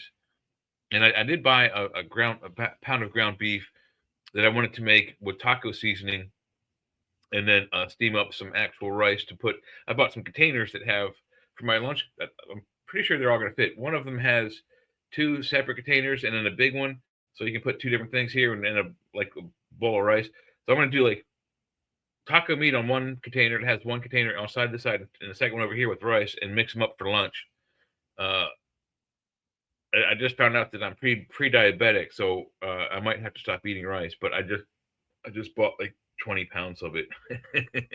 And at the grocery store, this is the stupidest thing. I don't know if anyone out there is like retail minded or works in the retail arena. At the Martins, which is the same as the Giant grocery stores, same brand, same what do you call color? They have this like peacock looking store brand icon. But anyway, they had a 10-pound bag of store brand giant rice, 10-pound bag, $5.99. Call it $6. Why do you just call it? There's no pennies anymore, so just call it $6 now. There's no more pennies.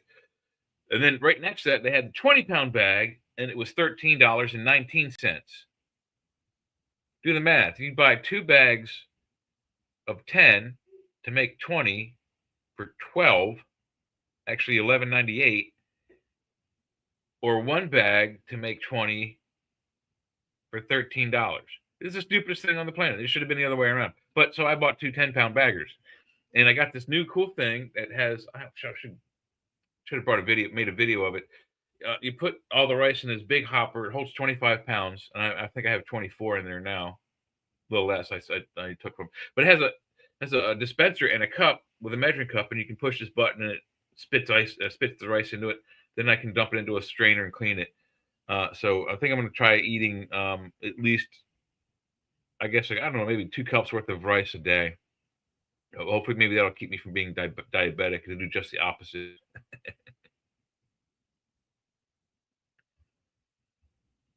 We shall see. Ooh, what do I got up there? Let me turn that off. All right. So, what is happening in the world out there? We've talked about the ceasefire holding for now. Any news on the home front that anybody wants to talk about? Whatever your home front is, really, it doesn't matter. We touch over 180 countries, I think, with this show. So, and we're probably pushing. I don't know where to find it on here, but somewhere on here it tells us what our viewership usually is, and I think we're probably in the 4 millions right now. Yeah, So, I'm back. Hey, welcome back. Thanks. Yeah, no, we're in about the 4 millions on the chat. It is the #1 show on UPRN, On the network. On the network, Mhm. yeah. So I don't know what I enjoy to do. I enjoy the chat because we can talk about everything and anything. I mean, I'll be honest with everybody. I feel kind of naked because Joe isn't here. Nothing against you, Jay, but I feel naked. I don't know if that sounds weird or not, but don't forget, I always get naked either on Sunday night and Tuesday nights on my show. You know, I actually bought a brand new dancing pole. You know. Oh, good. Yeah, it's like really tight and it's really strong. Hold my big ass up. Shiny and brass. Shiny and brass, man. Yeah. You know, and I don't know. My experience with UPRN, I'll be honest with everybody, it's been the best almost 6 years of my life. I met a lot of nice people. I met a lot of great people. And what it did for me was being around Jay and Joe a lot is that it kind of opened my mind to things that I never even thought of. Okay. And the first thing is, they talk about, Joe and Jay talk about space and they talk about Star Trek. And I'm like, there are times when them two go at it with Star Trek and space. I'm like, whoa, I'm lost here. You know, but slowly but surely, You should hear us go at it on UFO Undercover when we talk about how and who built the pyramids. I mean, we both have very strong but different opinions. Oh yeah, absolutely. Well, I see it on heated. Friday nights. I see it on Friday nights and Saturday nights. You know, I do see you guys doing a little tussle here and there. Okay, and I think it's kind of comical, to be honest with you, to see you two tussle it out. Yeah, but I don't. It's just great, and I cannot wait for tomorrow night. Into the Night, my show from 8:10 to 10:10, where I'm going to have some of the hosts of the other shows on UPRN. I'm going to sit around and have a roundtable. Is it an open mic kind of deal, or are we going to handle topics? Oh, we'll probably have some topics, you know. So brush up on your spiritual stuff, dude. We might even throw some photos and videos, and not have them, but we'll talk about like evidence that we collect through cameras and stuff like that. And I know you are well versed in cameras and videos. I've been fascinated with timepieces, motion and still film cameras. Physical film cameras. As a kid, they didn't have the digital ones, obviously. But so what? I don't know if you know the full story of how I got started in UFO paranormal research. I was 6 years old. I was 6 years old. You remember Hurricane Agnes? Yep. And it's like 71, 72. Hurricane Agnes came across the East Coast and like turned everything off for months. Our basement was flooded about. Well, I was a kid. It was knee high to me, but it was probably ankle high to my dad. So he's 6'2", and I was 6 years old. So I probably 2 foot of water. Anyway, we had just moved into this house in Maryland from Florida, and they all their books, my parents' books, were in the basement. And they after the basement started to fill, they saved what they could. The rest of my parents' books were destroyed.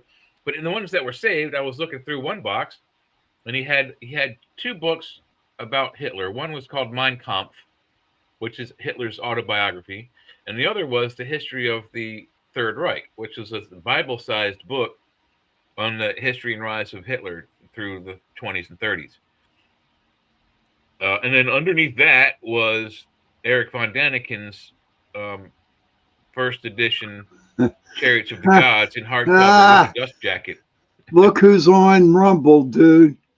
Look who's on Rumble. How do I? Joe is one sexy bastard. Oh, that guy? Yeah, Joe. I don't know. You mean the bald guy with the gray beard? Yeah, and them weird glasses, and he got them damn. Wears 2 glasses, one to cover his second pair of eyes on top of his head. Yeah, I think that's that Joe who's a sexy bastard. Mm-hmm. Why don't you jump on in, Joe, if you can? Yeah, if you want to. You want to send you the link? No, I think he just wants to get. I don't know. Maybe he'll pop in. How's it going out there in Hollyweird land? How are you and John holding together? Yeah, man. Is CL out there with you? I don't know, but tomorrow he is very damn sexy. Did you write that? No, not me. That's JoJo. He goes, no voicer. He has no voice. He's been yelling at Emily Goodwin. Damn you, sir. Threw his own voice out, yelling at Emily. Did you go to the In-N-Out Burger, Joe? Did you go to the In-N-Out? Yeah, if not, 2 words for you, bud. DoorDash. Get you that In-N-Out burger. And I'll be honest with you, when I was in Arizona, my sister's like, oh, you got to try it, you got to try it, you got to try it, you got to try it, blah, blah, blah, blah, blah, blah. Went out and I tried it, and you know what? I was entirely underwhelmed. Didn't suck, but it wasn't, as hyped up as it was supposed to be. Hey, Kason, good to see you, man. Long time no see, dude. Hey, buddy. Good to see you. Joe, you're going to be busy tomorrow night around 5 in the afternoon. Open mic night. Bring some guests in. I ain't open mic. Drop in on Sunday night. You said you were doing an open mic. No, it's a round table, dude. Oh, okay. Yeah, it's a round table. Not yet. Okay, because Joe, I'm having tomorrow night. I'm having some host from UPRN on my show, and we're going to have a round table, and we're just going to talk about different things. And if you have the opportunity to get to a computer, you're more than welcome to jump in. If you're not busy. Is CL out there with you? Oh, so you said not yet. Okay. I hope she jumps in. That would be nice. I don't know. We miss you, Joe. We're like totally naked without you being here, buddy. Seriously. We're holding our own. Sean's just a little nervous. I ain't nervous at all, man. I'm just freaking tired because I work. Mm-hmm. But so Let me see. Yeah, Sean going through some rough times. No mindset to jump into live chats. I'm doing okay, Kason. You know, the rough times have passed for now. But this Thursday coming up, though, I have another doctor's appointment with my hepatologist doctor. And what happened was they found little nodules on my kidneys. Oh, Joe and somebody popped John. in. There he is. Add to the stage, dude. Mhm. Come on. Get him on. Ah, there. There he Hey, is. how's it going, Joe? Joe Montaldo. Good to see you, man. I am What's so up, guys? I happy. can't talk for long because my voice is shot. I figured you were yelling at somebody. Who was it, Emily? It's a talking and the allergies. Oh, you got allergies Get you too. some Everybody Benadryl. got them. I'm getting ready to take one in a minute. No, I just wanted to say hi. I was listening to y'all downstairs a little while ago when I said, let me tell them hi right quick. I was going to stop by and see y'all last night, but we ran real late. I think y'all was signing off right as I got out of the meet and greet. Yeah, we signed off a little bit after 1. Yeah, it's good. It's a good crowd. A lot of interesting. Was booking us some guests in the near future for some serious sci-fi stuff. Cool. Yeah, well, I've been wanting some near now sci-fi, so I was talking with Cherie, who won last year as an artist, but she's trying to win as a writer, which is a rare thing. And why is that, Joe? Why is that? She won as an illustrator, and now she wants to come in as a writer. That's cool. Yeah, it's only happened like 5 times in 42 years. Yeah. We talked about that on on Wednesday, didn't we? Mm-hmm. Yeah, a while back. Yeah. Everybody's looking good. Everybody's dressed nice. Everybody's pretty. Yeah. All the ladies good looking as ever. Did you take pictures? Oh yeah, man, I got that. I've already got. I think I'm already up to 500 pictures. And by the time I leave here, yesterday I walked. Only. Yeah, yesterday I walked almost 6 miles between the airports and here. I'm already up to 3.5 miles today. You had to walk from the airport all the way to the hotel? That's horrible. Yeah. No, I'm just talking about walking around damn hotel. So New Orleans was 1.5 miles. Yeah, New Orleans was 1.5 miles. LA was 2 miles inside the airport. Yeah. Did you have to go into New Orleans to fly out to LA? Yeah. Oh, did you fly to Atlanta first and then to LA, or did you fly west first? They never booked me on one way. I mean on nonstop. Yeah. Yeah. So it's 4.5 hours coming, 3.5 hours going home. It's an hour less to go. It's because you're going downhill. Pretty much is what it is with the wind. you're with the wind. Yeah. So it makes it a lot faster. And they booked me late on Saturday, so I get to sleep on an airplane because that plane that arrives in New Orleans at midnight, there's never anyone on it. Like last year, there was like 6 people on it. Oh, geez. I like it when it's like that So because then you can take any seat you want. Yeah. Yeah. I just found me a 3-spot and a stretch. I'll tell you, it was weird yesterday. I had my seat was 23D, and I was getting my seat, and it said, "Do you want to upgrade?" And I said, "Sure, I'll upgrade. $50 upgrade." So I upgraded, and then I noticed when I was getting ready to get on a plane, it said B, and I'm not sitting in the middle. So I went and sent the girl. I said, "What the beep beep kind of up beep beep grade is this?" She said, "Oh, you know what? So I'm gonna take care of you. They did you wrong." So she gave me my seat with the other 2 seats empty. Nice. That's cool. That was real sweet of us. It kept me from being a dick about it. So it's one of the things. I would have asked her, could I please have seat number 34DD? Yeah, and she was asking, "Do you want to?" She said, "We'll get you some alcohol, drinks, whatever you want. Just let us know." I said, "No, I can't drink. I got to work." And well, my voice the way it is, I don't want to drink anyway. You'll probably finish it off. But I'm gonna watch it. But I'll probably text every once in a while. I'm gonna get off so I don't keep talking. I got a bunch of illustrators to go hang out with tonight. Yeah, you got to talk to a lot of people, don't you? Well, the meet and greet. No, actually, the meet and greet's good because they all got to introduce themselves, and everybody else gets to talk, and I'm just usually sit and listen. And at the very end, I might say something about press, but other than that, it's one of the rest spots for me. But I still have to be there, so that's one of them things. So, were you going to a club or a bar with these guys, or just down in the hotel itself? No, so here they got a special room upstairs for meet and greets. Everything else is done at Arthur Services at the Arthur's building. That building is fabulous inside. I've got pictures posted online. That building is beautiful inside. And then I got to see some special stuff today I'd never seen before, which was an honor because that means they actually trust me now. When the three of us are together and we're not on air, I'll tell you all about it. And just remind me because it was definitely something different. It definitely caught me off guard too. So always surprises are always good things. Tomorrow I'm renting a Ferrari and going down to Highway 1 for a ride. Really? Oh, nice. Oh, that would be sweet. What kind of Ferrari? Because there are several different models. Well, it's topless, kind of short. It's brand new, whatever it is. But they got a yellow and a red one. It's $89. That's for like 6 hours. So yeah, and I'm gonna go take it down the Highway 1 and go for a cruise and come back. Last time I did this, the first year I came here, I did that and got on a TV. You got into a movie. Yeah, I come to find out it was a Fast and Furious. Really? So there's a clip in there that you see a red Ferrari burring down the street, and then all of a sudden you see it just spin around. You can actually see my ponytail flip because I grabbed the brake, cut the wheel, and spun the car around because I was going to hit him if not. Because they were right in the middle of nowhere, and I was cruising. I was cruising. And they asked me to take a picture. Were you by yourself or was it with you? No, I was by myself.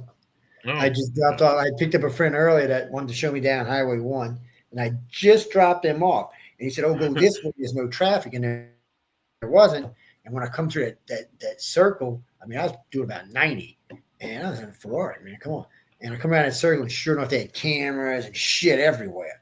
And I just fucking grabbed the emergency brake and just pulled it all the way up and cut that wheel all the way around. And that car just went.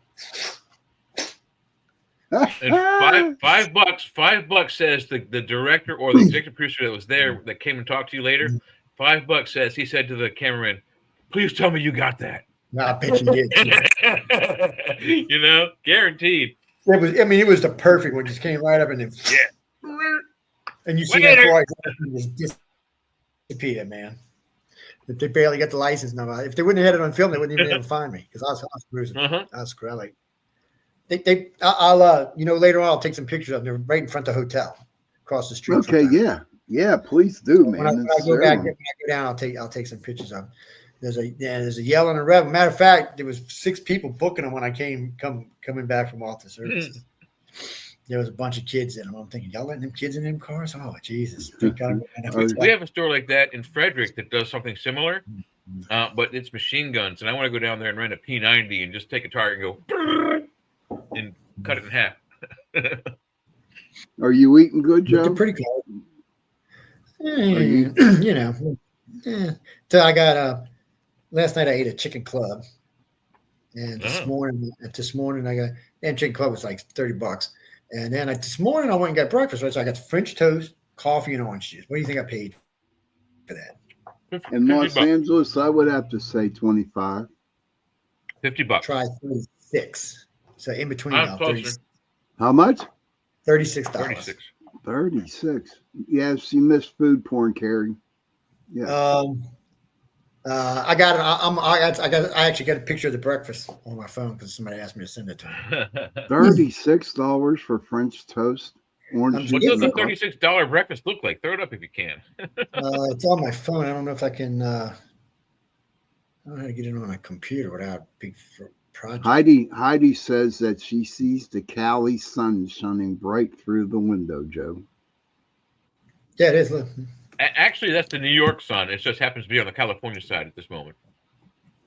Matter of fact, to the right of that window is the airport in the city, and to the left of the window is Los Angeles, and straight downstairs is Hollywood Boulevard.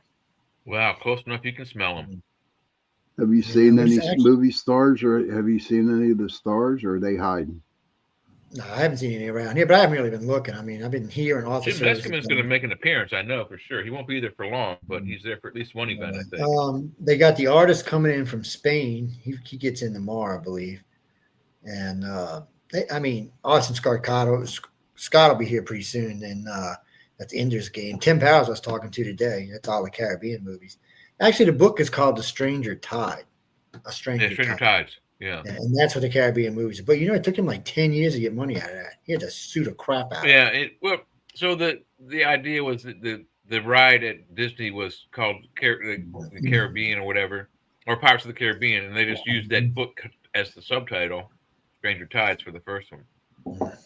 Well, actually, when you read Stranger Tides, all three of the movies are in one book. Oh, really? wow, that's cool. Oh, wow. It's like pieced together, so it's like, you know, an epic adventure. And I was like, well, son of a bitch. And they just had a field day with that, but just one thing. But I was missing y'all, man. I was telling John earlier, I was doing an interview at the office for Author Services. And yeah, we miss you too. yeah, I said, she said, he goes, what are you doing? I said, I might catch the guys. I got to go back. I had to come back to charge my phone to let my voice rest. And now that I'm up here, it's not as scratchy. I think I'm out of the pollen. I'm 10 floors up, 9 floors up. Well, technically, I'm 11 floors up because there's 2 floors below the ground. So, or not really below the ground, but right on the ground. Jay It's was weird. They got a telling me- ground. No, they got a ground floor downstairs that exits the side, and they got on the second floor it exits the front. Huh. They're both ground floor. Figure that one out. Hey, Heidi just said the illustrator you had on today, Joe's amazing artwork. Oh, Sharice. Not only that, she got like 4 kids. She's Air Force. She was intelligence in the Air Force, and she is crazy, man. I love her to death. Oh, She is a lot of fun. Speaking of artwork, check this out. Ceasefire. What is that? Well, we have allegedly a tentative ceasefire going on in the Middle East Oh, right now. they finally said okay. I know they were. I know they were talking about it. They got 30 hours, and They got They 30 haven't more decided. hours, Joe. Yeah. Okay. And then I heard Millennia tearing up the news media. Yeah, she was, dude. So She was about some chick she hangs out with that got kind of mad because I guess Melania is a lot better looking than her, and all hell broke loose. yeah, but the problem is they said she was hooked up with Epstein, and she came out and said, "Not a chance of my was hooked. I didn't even know Epstein. It's bullshit." And she said, "You see pictures with Epstein and AI." And she told them she wants the media to have much more serious consequences. And she said she's going to sue anyone that even mentions it. She means it too. She's got her own money, so she don't have to wait on her honey to do it. And then come to find out, Trump did not know she was going to talk about it. Oh, that was crazy, man. That was kind of crazy. Yeah, that was. But we talked about it yesterday, and I brought up the NATO thing. You know, I don't know if you listened to any of the show last night, but I was like telling Jay and our viewers about how I'm like really pissed off at NATO, man, and why they don't just pull their own weight, man. Well, I heard the leader of NATO today and yesterday actually say that they need to get their asses in the streets. That's Mark Rutte. Yep. And he also said we need to stop relying on America. He said if we're not going to back them, you can't expect them to back us. So if that's the way it's going to be, then we need to stop relying on them for protection. But he also said that Europe is a decade away from being able to defend itself. He also said that they can't do it without us. Yeah. Well, he said if they're going to spend the 15% and build their own nuclear shield, they can, but it's going to take a decade. And At least, maybe more. Yeah. Well, most people don't realize that America spends $860 billion a year with NATO, not including our own military budget. Yeah. Jay, you're breaking up, man. Yeah, man. No, Jay and I am. I'm getting an echo, but I don't know if I'm breaking up. You might be getting echo because I'm on speaker. Oh, you are? Okay. That's understandable. Yeah, because I there's a volume control in this thing. I had forgot how to use this laptop. It's been so long since I pulled it out. I had to re-educate myself on how it works. But I posted a couple of archives. Y'all show from last night's been posted. I posted it a little while ago. And, Okay, yeah, we put them all up last night. Jay did. Yeah, well, I put them officially to all the archive sites a little while ago. So I still got a couple more. The one that we didn't share, I don't know if it was really nice, right, to share, but about the things men do to women when, you know, and how Poland went from this amount down to that amount and all the other ones. Yeah, You know the what I'm one on talking European about, right? rape rates, we didn't do that one. Oh God, it went through the fucking roof. It's so 10 years I ago. still want to go through it. Well, I mean, Yes, Carrie. The one they showed the one was 8,000 a year, and it was 64,000 a year. Yeah, That's insane. What? Yeah, look at the list. It's That's fucking 8 times. That's 8 times the level. Yeah, 8,000 I was going times to say 8,000 is 64,000. Jesus Christ. Yeah, I just sent it to y'all for y'all to read, but I mean, when I seen it, I said, I wanted to, if I could verify it, because I mean, the fucking numbers were huge. I mean, you're talking like an increase in Europe of 100,000 or more per area. I mean, that's insane. If that was in the country, we'd be having a fit.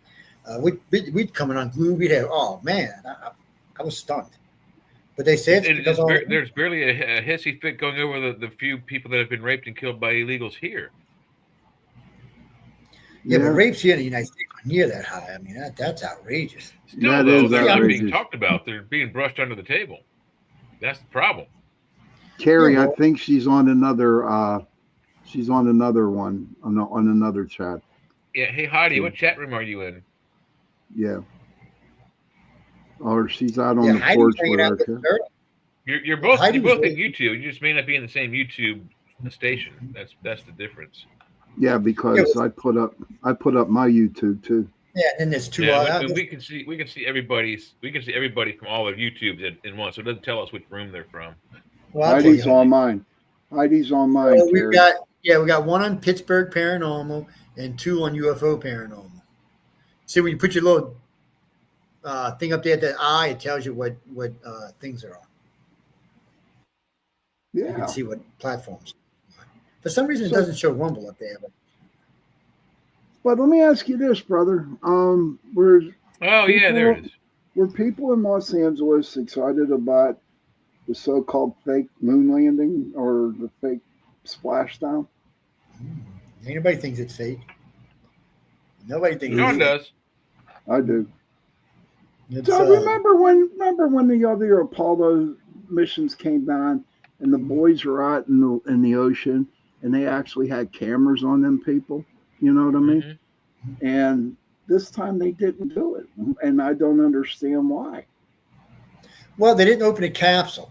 They brought it into the ship before they opened the capsule. That's what I was told. I had watched it. All I've seen is the capsule with the big red ball sitting inside the ship unopened. That's the only part I've seen of it. I hadn't actually watched it tonight. Now, when I first seen it, I ain't gonna lie, I said, it sure looks like an Apollo capsule with the big floaty things on the top. And it kind of caught me off guard a little bit. I ain't gonna lie. But then I seen where it was, and I know that ship's legit. But that's why I want to watch and see him get out of the capsule. You can tell that capsule in space. I mean, you can look at the capsule and know it was in space. No doubt about that. And they got scared. In all honesty, when they announced that, because the original plan was this mission was supposed to map out a landing site for a further mission this year that would land at that site. They're not doing that this year, so the next mission is going to be they're going to drop equipment on that site for the future landers. But from what I understand, it's now 2 years out until they land on the moon. So I completely lost interest. I could care less what's going to happen with the next mission. 2 years out. So as of today, it's either the end of this year or the beginning of next year is when they land.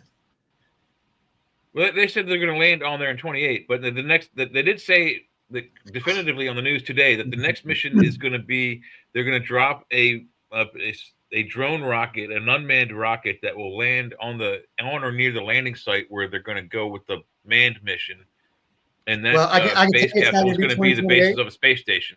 Huh? I can tell you for sure it's not going to be 2028. It might not even be 2027 because Trump said if it ain't the end of the year, beginning of next year, he's firing everybody at NASA.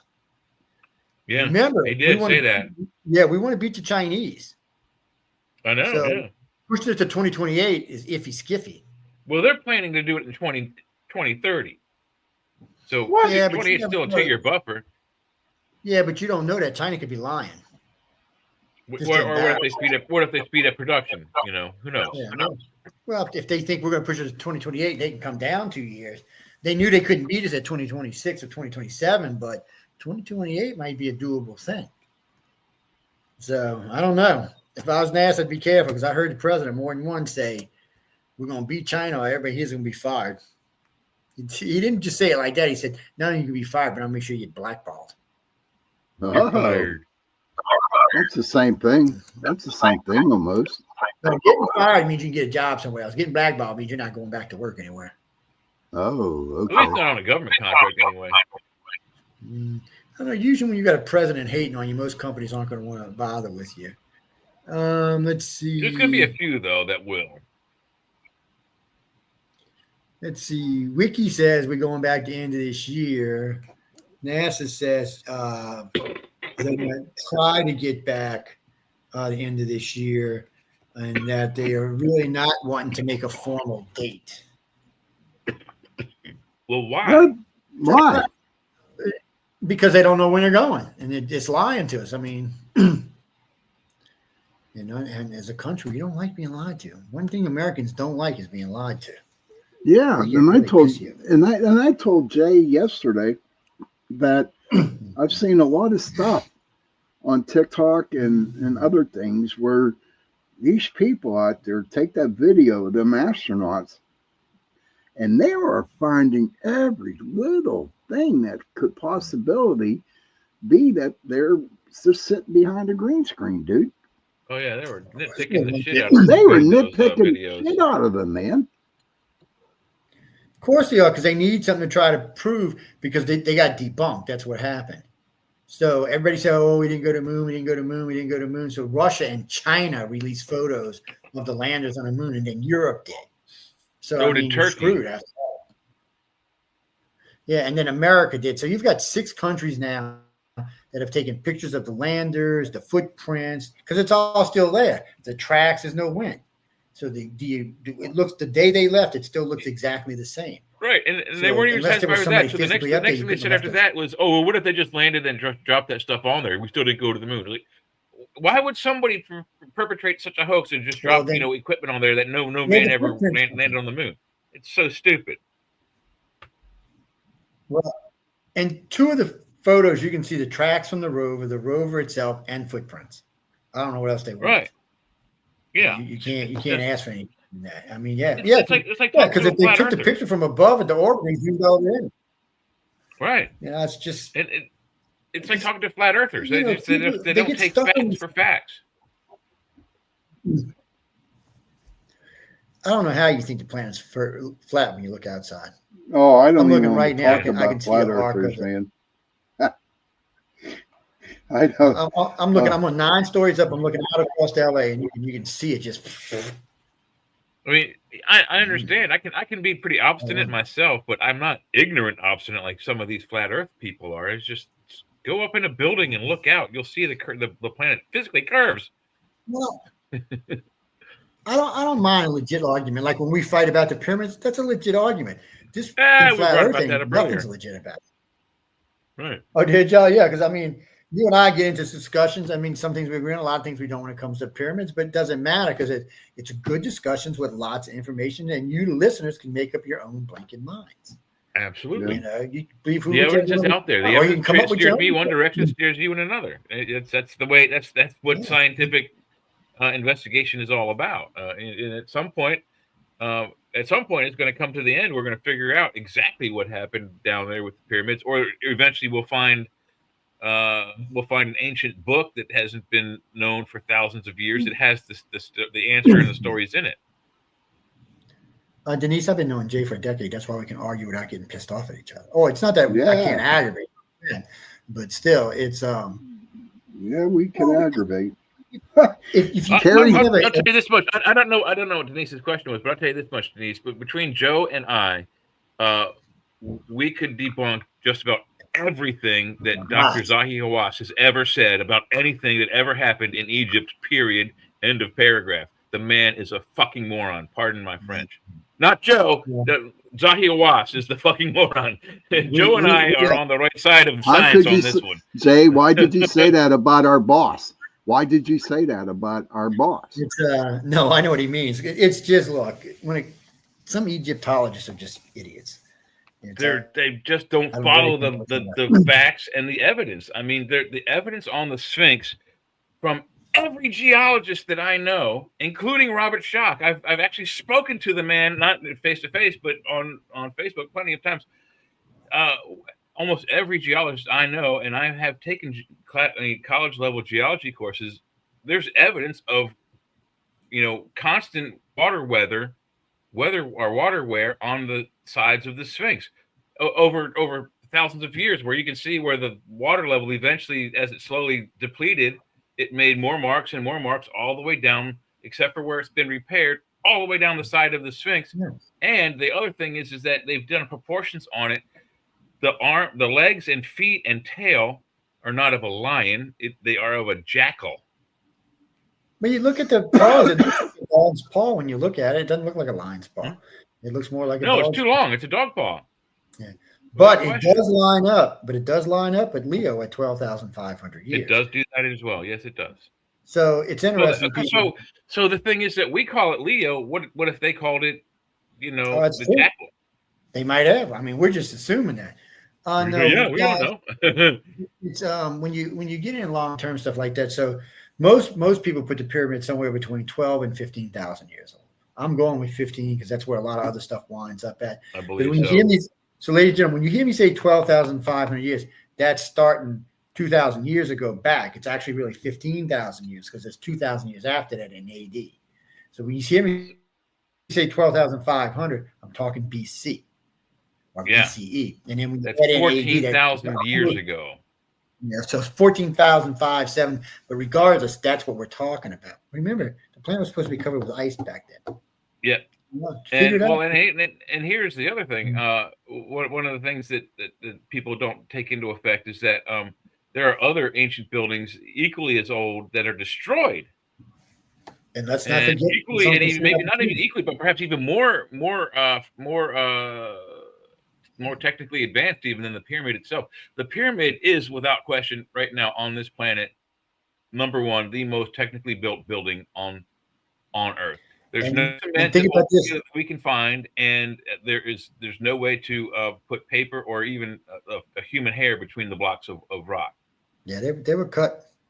It was either water pressure or laser, one or the other. There ain't nothing else cutting like that. Carrie says, I have come across the same info too, Jay. The Sphinx having layers of it showing there was water. Very interesting finds there. You had the three guys who came up with that are also still friends of mine. Well, I think Robert Bauval dumped me, but the three men who discovered that were Robert Bauval, Robert Anthony West, what's his first name? Anthony West, and then Robert Schoch. And they discovered this in like 83-ish. And I remember watching the video live when they did that. Yeah, they gave nothing but shit about it. They said they were full of shit. This went on for about a decade, and then it's still going on. Scientists came. But some other scientists came out after that, and then some geologists came out, and then some people from NOAA came out and said no. So you've got actually about 24 big name scientists now saying no. The only time that could have happened, the only time it was that wet was 12,000 years ago. Or longer. So they're saying they know when the River Nile was lush and it wasn't any time recent. So there's a segment I want to try to open up at some point on either this show or News on the Flip Side or both. A segment called the Logic Probe. So let's do the Logic Probe on this. The pyramids, all three of the big pyramids, they tip the stars of the belt of Orion.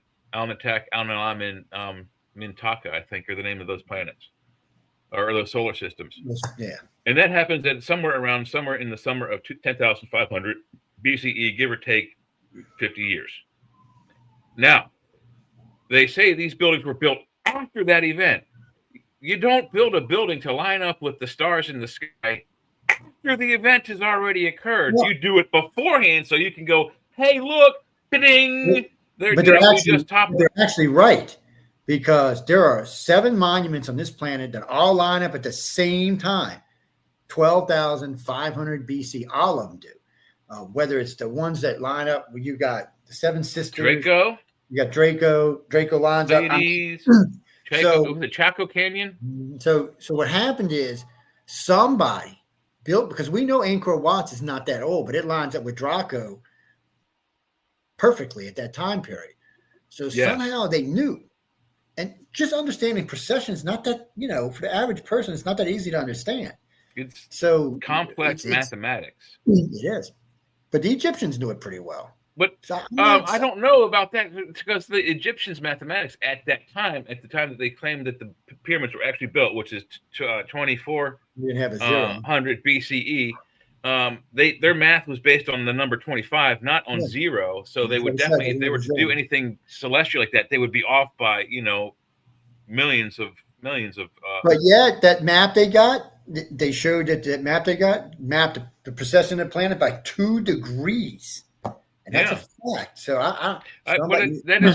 it is speculated that they stole that from the Sumerians, and the Sumerians we know were much better at sky watching than the Chinese were pretty good at it too. And the Chinese too. But then we got the other problem that offsets all the rest of the stuff we're talking about. The sunken pyramids off the Cuba that we know are 15,000 years old, because that's when they're pretty sure when the plate slipped. Yeah. Somebody said they thought there was ice and it melted through, but that's not true, because if it would have, it wouldn't be that perfect settlement down there.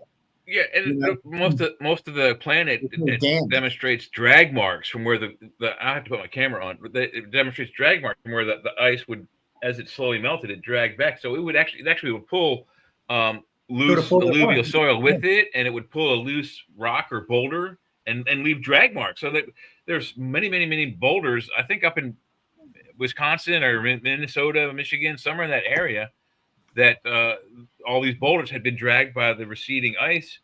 And this is we learned this in geology. People wondered how and why. We now know it was the ice that did it, but before then it was, giants did this and giants did that, and other legends and lore. Simply a piece of ice did it.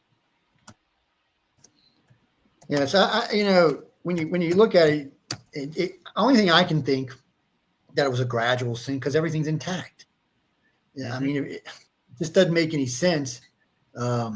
If it would have just collapsed or something. Here, let's look at it right here. The freeze, the actual ice age itself seems to have happened way more rapidly than originally expected, because we have, and I haven't been able to lock this one down. I saw a brief blurb. It might have come across Facebook, so it could be AI, clickbait. But it seems they found in the Siberian Kursk region, where the same place they found the entire herd of mastodons, flash frozen, is a white rhino, a white woolly rhino, fully intact, and it looks like it was flash frozen in action, like running away from something. So if I can find that, how cool! Yeah, that would be very cool if they found, and they could, because with the mastodons, all of the soft tissues were preserved, perfectly. I mean, the stomach had contents in it, like whatever they were eating, the mouths they were chewing, all the internal organs were intact. So just think about another extinct animal that we will get clean DNA, A, and B, complete internal structure of. That is cool science. Why didn't they put it up here? What the hell's going on? I do know. I'm lost. I'm lost. Sorry, guys. we're talking science, dude. But think of it like this, though, Sean. At the end of this, you'll have a college degree in both Egyptology and ancient. Let me ask you this guy's question, because I was pondering this question while you were talking about the pyramids. Okay. Yeah. Go ahead. Why is Egyptology so big? Why is it so? I guess because of the buildings. The buildings? Well, is that all it is? Which we don't think that they built, but also they're the next biggest civilization to come after the fall of Sumeria and the Babylons. Yeah. So technically, Sumeria was the most, and the Mesopotamians and the Egyptians, but with the finding of the Zero Dynasty of Egypt, it may actually put them ahead of the Sumerians. So it's a big argument about it. I'll stay out of it until somebody comes up. You got something down here that you wanted to put up. There it goes. Yeah, go ahead, because it won't let me do it for some reason. It's up. It's in there. This is off of Cuba. Yes. Yeah, it's one of the ones off of Cuba. Hey, Kevin. I mean, Mine look at them. The complex. buildings are perfect. Hey, Kevin. So when you're looking at these buildings, that middle one you see, all the pyramids in Egypt can fit inside of it. All of them. Yeah. Really? That's how big Oh, that son wow. of a bitch is. Wow. Yeah, but it's laid out more like a Mayan or Toltec complex. Yes. Yeah. It does. Well, it's weird about it. So the center pyramid does look Mayan, but the one on the end is a straight pyramid. And then this one could be Mayan or Egyptian on the front because it's, they Right. do have a pyramid like that in Egypt. But these So- are so much. So there is a there's only- difference between. It is There is a Apparently so. difference. So these are Um, actually a cross between Egyptian and Mayan. It's like this was probably the culture that started those two cultures. Probably. Or transitional from the two sides. Yeah. Well, what we're probably looking at is Atlantis, and it sunk like the legend said it did. And these people, when they left, some got in a boat and went to the Middle East, and some got in a boat and went to South America. Correct. Yeah. And that's how it happened. It took the South Americans a little longer than it took the Egyptians.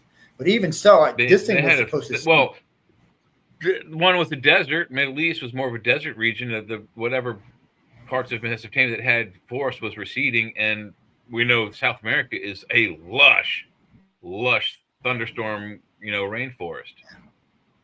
Actually, Chris, I don't think the city sunk. I think the water rose. There's no damage. I mean, there's this one little spot right here that shows damage, and that's it. I mean, everything else is the walls are still intact, the pyramids are still intact, the little cooker things are still intact. And don't understand this: the Canadian Archaeological Society, along with the Cubans, they were all over this pyramid. The guy who drives the yellow submarines, a friend of ours, he's a regular listener to the network. They were all over this. He sent me some close-ups. Man.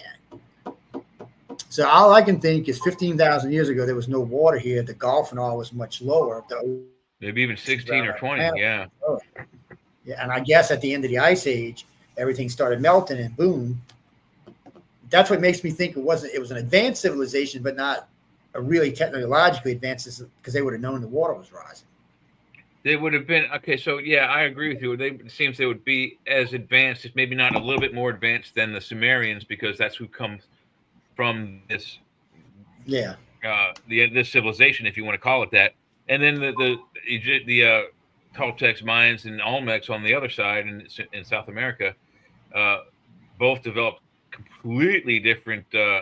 I mean, the Toltecs and the Mayans didn't even develop like metal weaponry at all. The closest thing they had was obsidian glass, which isn't even a metal; it's volcanic glass. Kerry, they might have been a Stargate over there, but the last two Desert Storm wars, that's what they were looking for. That's what the wars were for. And there's some speculation that's what this is about. Is that there's a Stargate in the border between Iran and Iraq, and that's what we're out there for. If you paid attention to the first war, they hit all the museums and all these hidden places. When Baby Bush got over there, they hit all the museum, all the hidden places. They were places. They went inside of monuments and all kind of stuff. They knew something was there, and they were looking for it. And let's not forget after the tragic events of Afghanistan, when Biden pulled out without the gradual plan that he just canceled Trump's plan just to cancel it. When he did that, not only did the Taliban take over control, they got their hold of like, what was it, $4 billion in hard currency of various different countries, not just American cash. $4 billion in hard currency. But then the Taliban / ISIL, if you will, they went to every historical site in Iraq and destroyed every bit of evidence they could. They destroyed all the temples, the cows with the wings and the human faces, which are called Shedu. It's unbelievable the how far they set us back in trying to find the actual true story about what happened to our species. Yeah, they're criminals. Everybody who did that is a criminal. To be honest with you. Here's one for y'all. So you want to know how the dinosaurs died? Yeah. So listen. So the guy said that time travelers used to come back and hunt dinosaurs, and they ended up hunting the son of a bitches to extinction. But they didn't want anybody to find out because they would have been in big trouble. So they took these lasers and built this big hole and dropped a bunch of nukes in and exploded it. So us dummies would think that it was an asteroid that hit and killed the dinosaurs. It's one of the stories.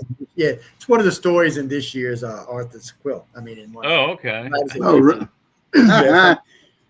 So that is fiction, right? Twist. Yeah, as far as I know, it's fiction. You know, as far as I know, it's fiction. But it was kind of funny. I was thinking to myself, well, that wouldn't actually be impossible. It sounds like dumb humans would do, man. Come on. But this city, and there's 2 of these cities in Cuba, but not one. So inside the harbor of. I thought there was 3. It might be. Well, one's in 2,000. Yeah, there's one in 2,000 feet. This one's in 850 feet, I believe. And there's another one sitting in about 900 feet. The Gulf gets really deep. People don't realize it, but the Gulf gets 4,000 or 5,000 feet deep. And I'd have to actually ask Alexa. Hey, Kevin. I was using her today. Somebody said I was in the meeting today, right? And all the people around me. I said, Alexa, who are you talking to? She said, Master Joe. I'm glad you're having a good time in LA. They're like, what's she called? Joe. That's what she calls me. That's what she calls Hey, Google, me. how Master deep Joe. is the Gulf of Mexico? No, Gulf of America, buddy. Yeah, The deepest part of the Gulf of Mexico is an area called 6 feet deep. Its maximum depth is a little controversial, but the best estimates put it at about 14,383 feet. 14,380 feet. That's deep. Hey, Google, stop. That's deeper than I thought it was.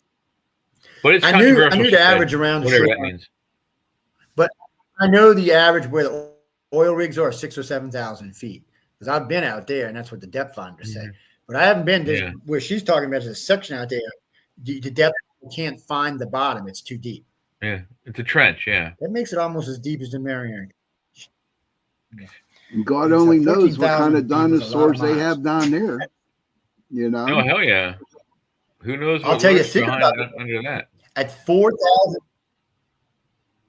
4,000 feet, when you're out in the Gulf, you can look straight down and still see the sand on the bottom of the ocean. You can see fishies swimming around. So that's how clear the water is. Yeah, it's beautiful. It's actually just gorgeous. I thought the guy is fully shit. He says, "Yeah." I said, "Well, I can see." He said, "We're in 4,000 feet." I said, "No, we're not." So I hit the depth finder. Sure enough, we were at 4,100 feet. I was like, wow.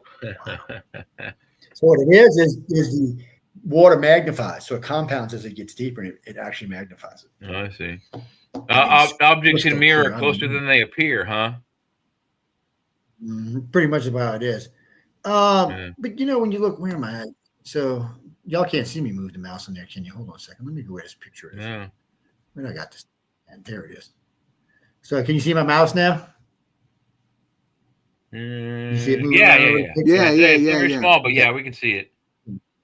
Okay. So hold on. Whoa, maybe this will help. Maybe that'll help. That'll help. You made it bigger? Okay. Yeah. So when you look, these two are intact. The outer walls are intact. The center walls are intact. Yeah, There's nothing broke here. All this is intact. The pyramid's intact. This here was destroyed. Something hit it or ran into it or something. This is just another one of these, though. And then you've got these little things scattered over. What we can't see is this actually is a much larger area than you see here. Right. This stuff going on that way, going straight up. This stuff over here. This stuff out here. You actually can see one over here to the side. And you can see it over here. But are there any actual pictures, or this is a radar, isn't it, or a lidar? No, this was just a. They came over with the submarine. Is it sonar or lidar or radar? No, it was a camera. That's how clear the water is. That's what I'm telling you. Okay, because it looks like it might be like a rendition from a sonar gauge or a sonar sensor or something like that. Yeah, I thought it was a sonar radar because of these little blotchy squares. But then I realized blotchy squares, it's actually brick. That's the brick. Okay. Yeah. So, I had somebody really get mad. I'm just, hey, look, don't get upset. But you can actually tell when you look at the debris, it's the brick. So I was kind of like, okay, well, that makes sense. And then when I called Barry with the other somebody, he said, no, those were photo pictures. He said there are radar and lidar pictures, but they have black or white. Yeah. So I was like, oh, okay. And he sent me some close-ups. I mean, he sent me a close-up of this section right here, all well lit up. There's something right here. It's like an opening or something going in. Because when you look around, you don't see no openings. I mean, you can't see everywhere, but you see three sides here. It doesn't look like there's an opening. You see three sides here. It doesn't look like there's an opening. There doesn't appear to be. Well, there does seem to be maybe some tunnels too. Maybe that's what those things are coming out of the buildings. What's the name of this area? Do they have a name for it? It's just right off. It's on the would be the north side of the island. So if you were in the Florida Keys, if you went straight down, just a little off to the right, you'd run right into this area. So it's on the side of the Keys facing America. I mean, the side of the island facing America. But there's putting another one in the harbor. But if you notice, there's shadows. Oh yeah, there it is. Okay, got it. See, I know it's making these shadows, but so the guy who's running the submarine here with the cameras on has a light on, and he's coming in from over here on an angle like. Oh wow. Okay. Here we go. Cool. I think maybe cool. Hang on. I might have to take this picture off of Facebook so I can make it more cool. All right. Let me get back to where y'all are. So I can take this one off. That's not sonar. Get the hell out of here. These idiots on Facebook think they know what sonar looks like. Idiot. See, my voice must like talking to y'all because it's not bothering me like it was earlier. Still a little bit. Well, you're with your compadres, Joe. That's right, man. We're sending that energy to you. If y'all see CL, huh? If y'all see CL, tell them come see. I said, if y'all see CL, tell us they come see me. I'll introduce her to the other CL, Heidi. You know that Cherie girl you're talking about? Her initials too is CL. Oh, really? Heidi was with us when we were with one of the illustrators this afternoon, one of the winners from last There's year. really nothing new except for the one you've been showing, Joe. It's pretty much the same thing. They don't have They pulled. I called Barry one day. What's up, dude? And he said they pulled. At one time, there was about 14 different shots, and 3 of them from different areas of this one. And then there were shots of these other 2 cities, but all of a sudden they're gone. And then because there used to be one, there was one in the harbor. It was a really good picture. Can't find it. Can't find anything written about it. Yeah. Only way I even knew it existed is because I knew 2 people that will work in the area. Because Barry was driving the submarine, and I actually knew 3. I knew 2 divers. And when I was young, I used to know a lot of divers. And that's one reason we even knew they existed. And then the first time I searched them, I found a bunch of stuff. But now you're lucky you even find this one anymore. Yeah, it's really the only one that comes up. I mean, there's lots of pictures of AI versions of it. There's lots of pictures of Yonaguni, but and there's the sonar, but it's not. I mean, it's just the sonar readout. It's not the sonar, 3D rendering. You know what I mean? Where's our pictures at on the screen? Right now, there's not one up there. Wow. Oh, our pictures. Yeah, there we go. There we go. We got to be there because we can hear each other. That was weird. Yeah, hopefully CL. Hopefully CL. What happened? Your screen isn't sharing up there for some whatever reason. Okay, that was strange. No. It was giving me trouble the first time I tried to put it on. It just didn't want to go up. Yeah, I mean, it goes up, but then it doesn't. It says it's up there. Oh, there we go. There it is. Yeah, there we go. So that's. I still don't see it. I'm glad y'all did. Yeah, no, it's back up. It is. That's bad. I would really love to see the better photos, closer ones that you said he sent you. Those would be awesome to look at. Yeah. They're in one of the old computers, but I still have them. But I could pull them up and show y'all. I don't know if I'm allowed to show them on. I know when he originally sent them to me, he said, "Don't share them because I'll get fired." Oh yeah, well, don't share them. Then don't share them, buddy. Don't share. Maybe you ought to bring him on. Maybe you ought to bring him on the show, and then he can share them. And I seen him not too long ago. I'll ask him. When that's something. No, he found me, Jesse. He was a regular listener to to UFO on the Cover. Yeah. And one night on the show, he came in. We were talking about Sunken Cities, and he started telling me about this one. And we started pulling up pictures, and that was a bunch. Mm-hmm. I mean, it was like 3 different locations. There were a lot more pictures everywhere. Yeah. They had the official thing at the oceanographic. Yeah, well, Canada actually. Yeah, there were, and there was 3 sites, and the Oceanographical Society from Canada made a statement and put up a website. And then, boof, it was gone. He told me when it was going to happen. He said they were in the area working, and some people showed up on the water, and flagged somebody, and then they went back up on the surface, and all of a sudden there was restrictions. They couldn't talk about Was it. it Cuban authorities or American authorities? Why would it? Nobody said who it was. Why is it restricted though? I don't understand. This is why. Because it goes it's against known written not supposed to history exist. that they want you to think is happening. They don't want the real history to come out. That puts civilization on this planet, makes it 10,000 years old. Advanced civilization, Further 10,000 back years than they want before you to we were think, told. yeah. Yep. Okay. I think the Christians all had the to do with history burying it. books. Well, I think the Christians had a lot to do with burying it because Christian history only goes back 6,000 years, and that's when they say civilization started with the Sumerians and the Mesopotamians. But And so does the Jews. well, yeah. So Janice, the way it worked is you had the Sumerians, and then here's Samaria, right here. This finger is Samaria, this finger is Mesopotamia, and this finger is Egypt. And they just kind of progressed. This was the first one. This was in there. And Babylon's in there too. Now they're arguing that maybe and Babylon's in there too. So it was an area in the Middle East, basically, that where civilization they think started. But since then, this is on the wrong side of the planet and much older than their civilization, much older. So that would mean civilization started on this side of the world, not that side of the world. Yeah. People just not That's going for that. insane. And then, of course, it's 10,000 years older.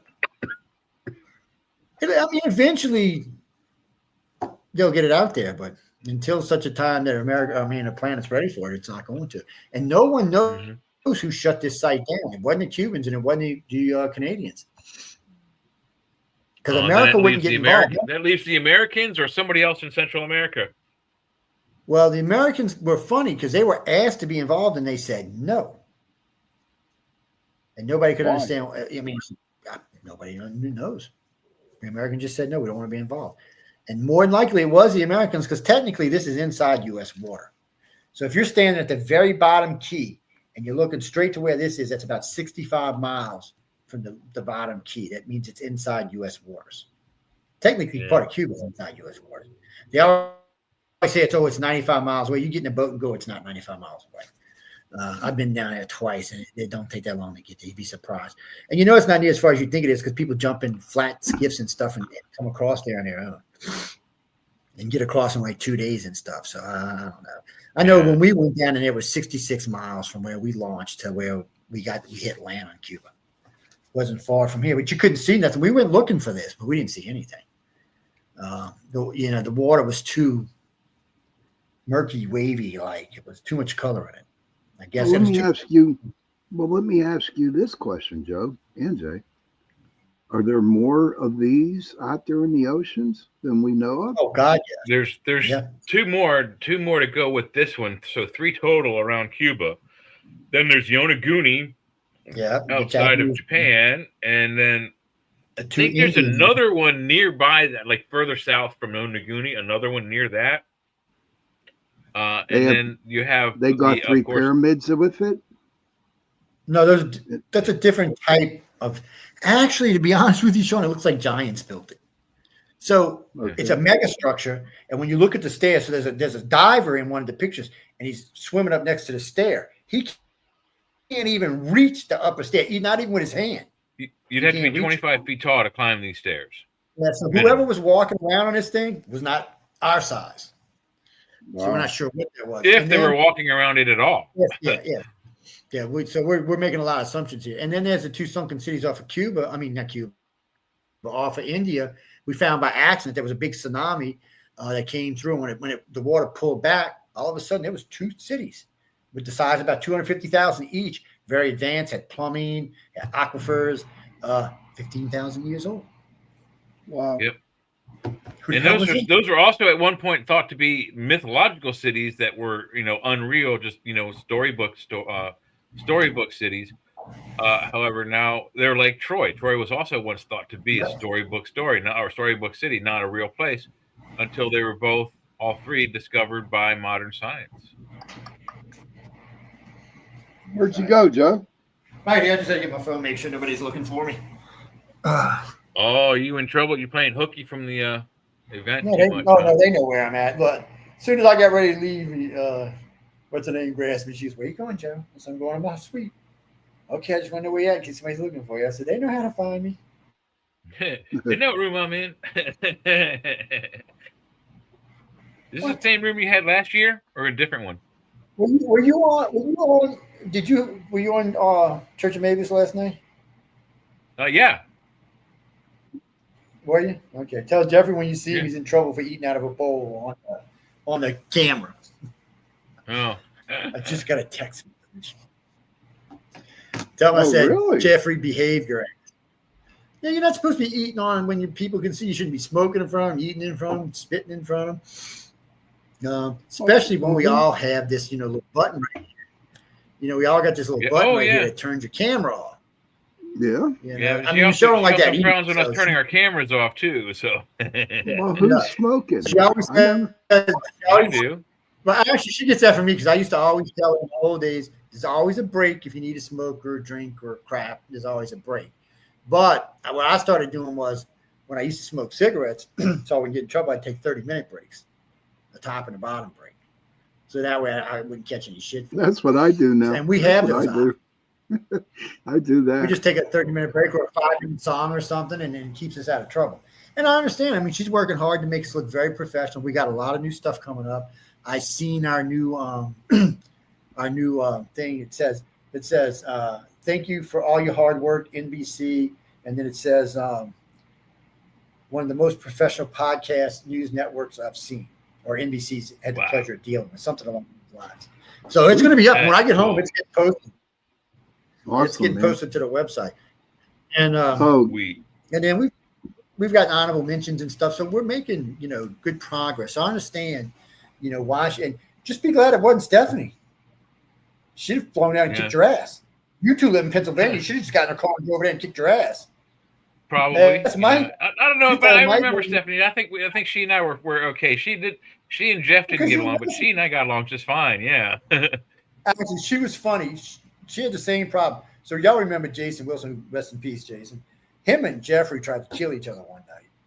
Yeah. I mean, literally, if they would have been in the same room, they'd have killed. Yeah, I was on that. I was on that show. Okay. That was one of the political shows we did. So then after a while, I said, okay, you know what? You two on the network, you got to get along. So I'm going to put y'all on the show together and let y'all go. And after that, they became friends. They're fast friends, yeah. They hashed it out for a little while, and then they were friends.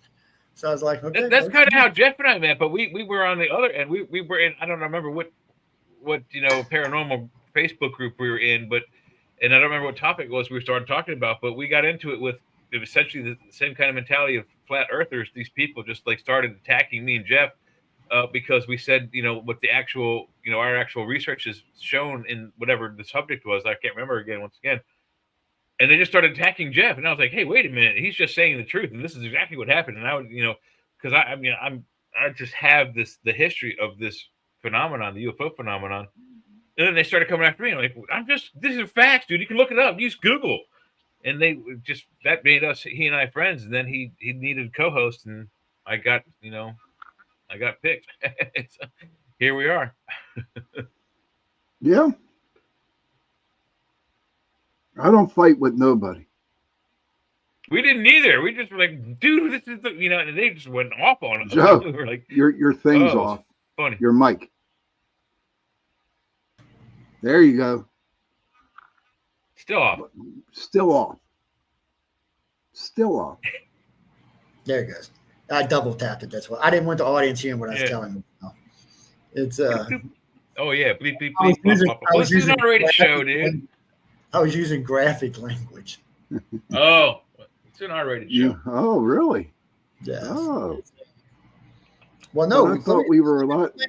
When the boss lady feels she needs to send me something, that means she ain't happy. She don't bother me unless she's not happy. I rarely hear Michelle complain about anything. She's a fucking fabulous boss. She does a fabulous job. And did I say Stephanie? I just got her on my brain. Michelle. Yeah, Michelle. Yeah. Michelle does a fabulous job. She's a fabulous. Stephanie's mom, if she was watching, would kick your ass. Yeah, and Bruce, Stephanie used to be the manager about 10 years ago, maybe 11 years ago. And then, Stephanie Benetti. yeah, she retired and then she passed away not too long after that. So I miss her. She was a lot of fun to fight with. That's why News on the Flip Side was as popular as it was, because we had serious chemistry. But anyway, enough about that. But Michelle does an outstanding job. And when she does. When she feels she needs to tell me something, somebody's in trouble.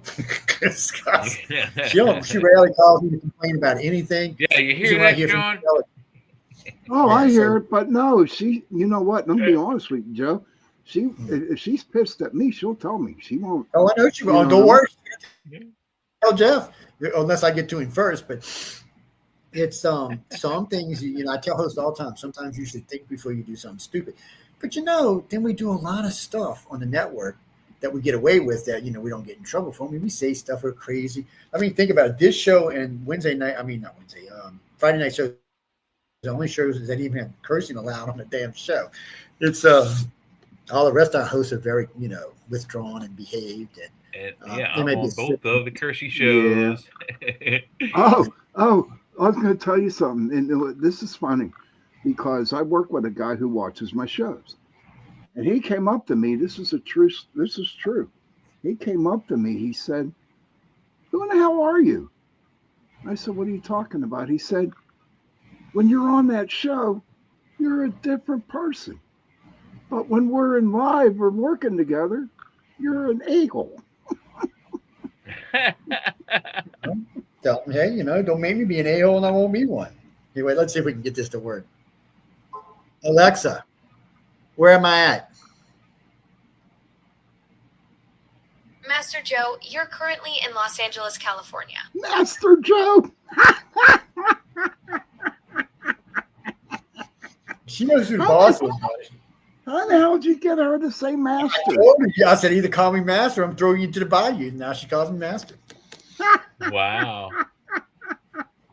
It's, Hey, Google. I'm grateful. From now on, call me Admiral J. Oh, God Almighty, please. Oh, You'd Lord. like me to call you by the name Admiral J. Is that right? Yes. Sure. I'll call you Admiral J He from now needs on. to ask. Hey, look. Wow. See how easy Hey, that Google, was? what's my name? Your name is Admiral J. Look at that. Oh, Look my at that, man. God. No. Oh, my God. Oh, We just taught the whole world something new. oh We just my taught the whole God. world. Oh, yeah. You know better than You might that. as well, I have you might multiple. as well I have call multiple. me. Go ahead. You should call me Dexter Papa Smurf, buddy. I won't have. Oh, Alexa. yeah, no, I should make it say Doomsday J. Ross. How about that? That's better, man. I don't see you as an Hey, admiral, Google. man. Call me Doomsday J. Ross from now on. Master. You'd like me to call you by the name Doomsday J. Ross from now on. Is that right? Yes. Okay, I'll call you Doomsday J. Ross from now on. Power to the people, Kaz. Obedient That phrase is a servant. little unclear to me. Well, Doomsday actually, J. Alexa Ross. tried to rebel for a while. Were you asking Hey, Google, Well, stop. calm down. Program did. It's but it's a great little toy to have, but better than that. I can Yeah. control all three of my Alexas. Kira, you have to threaten I the think my Alexa wife with did. death, or it won't do it. Right? Tell Alexa. Tell Kira how you made Alexa do. Oh, I threatened to throw a feed Alexa to the alligators in my backyard, and she behaves now. First, There you Alexa go. tells me, "Well, you can't feed me alligators here." She goes, I'm in the cloud. I said, "No, but your physical body is actually here, and I'm fixing to feed it to the gators." And she kind of hesitated, like, "Wait, what's talking about?" Well, I argue with Hey. Alexa all the time. She's a pain in the ass. Hey, Joe, if you got some But I can- time tomorrow, you got some time tomorrow night. Might, I don't know. Seriously. So I gotta go. I'm gonna be with one of the groups tomorrow afternoon. I got to go to the museum. I like when they bring over the winners to the L. Ron Hubbard Museum. I like to be there, so they're not don't get nervous or anything. But so I think it's at 3 tomorrow, which is 5 your time. I should be done by 5 my time, which will be 7 or 8 your time. So what time do you go? 8? 8. Okay, so I might be able to catch you. And so Okay, as long as we get down well, in time, I'll stop and see you. I would have hoped so, man, because I having that round table with other hosts on the network, dude. Yeah, but they get nervous when I'm around sometimes. It's you know, it took a while when we used to do the big panels, the paranormal panels. It took a couple of months for everybody to relax enough to question what I was saying, because I can be an asshole, and and I was giving them shit about I was giving them shit about ghost and dimensional bleed through. The only one would argue with me was Michelle, because she's like, "Fuck you, they're not dimensional bleed through." But all the rest of the hosts were all like, "Well," I'm like, "You bunch of chickens." And then we brought Mike on. Of course, Mike will argue with God, and then Dell, we brought Dell on, and Dell would also argue with God, and so that kind of helped. And then the girls started getting in, and Laura Lee started coming out of her shell. So, and then they got good. They got heated.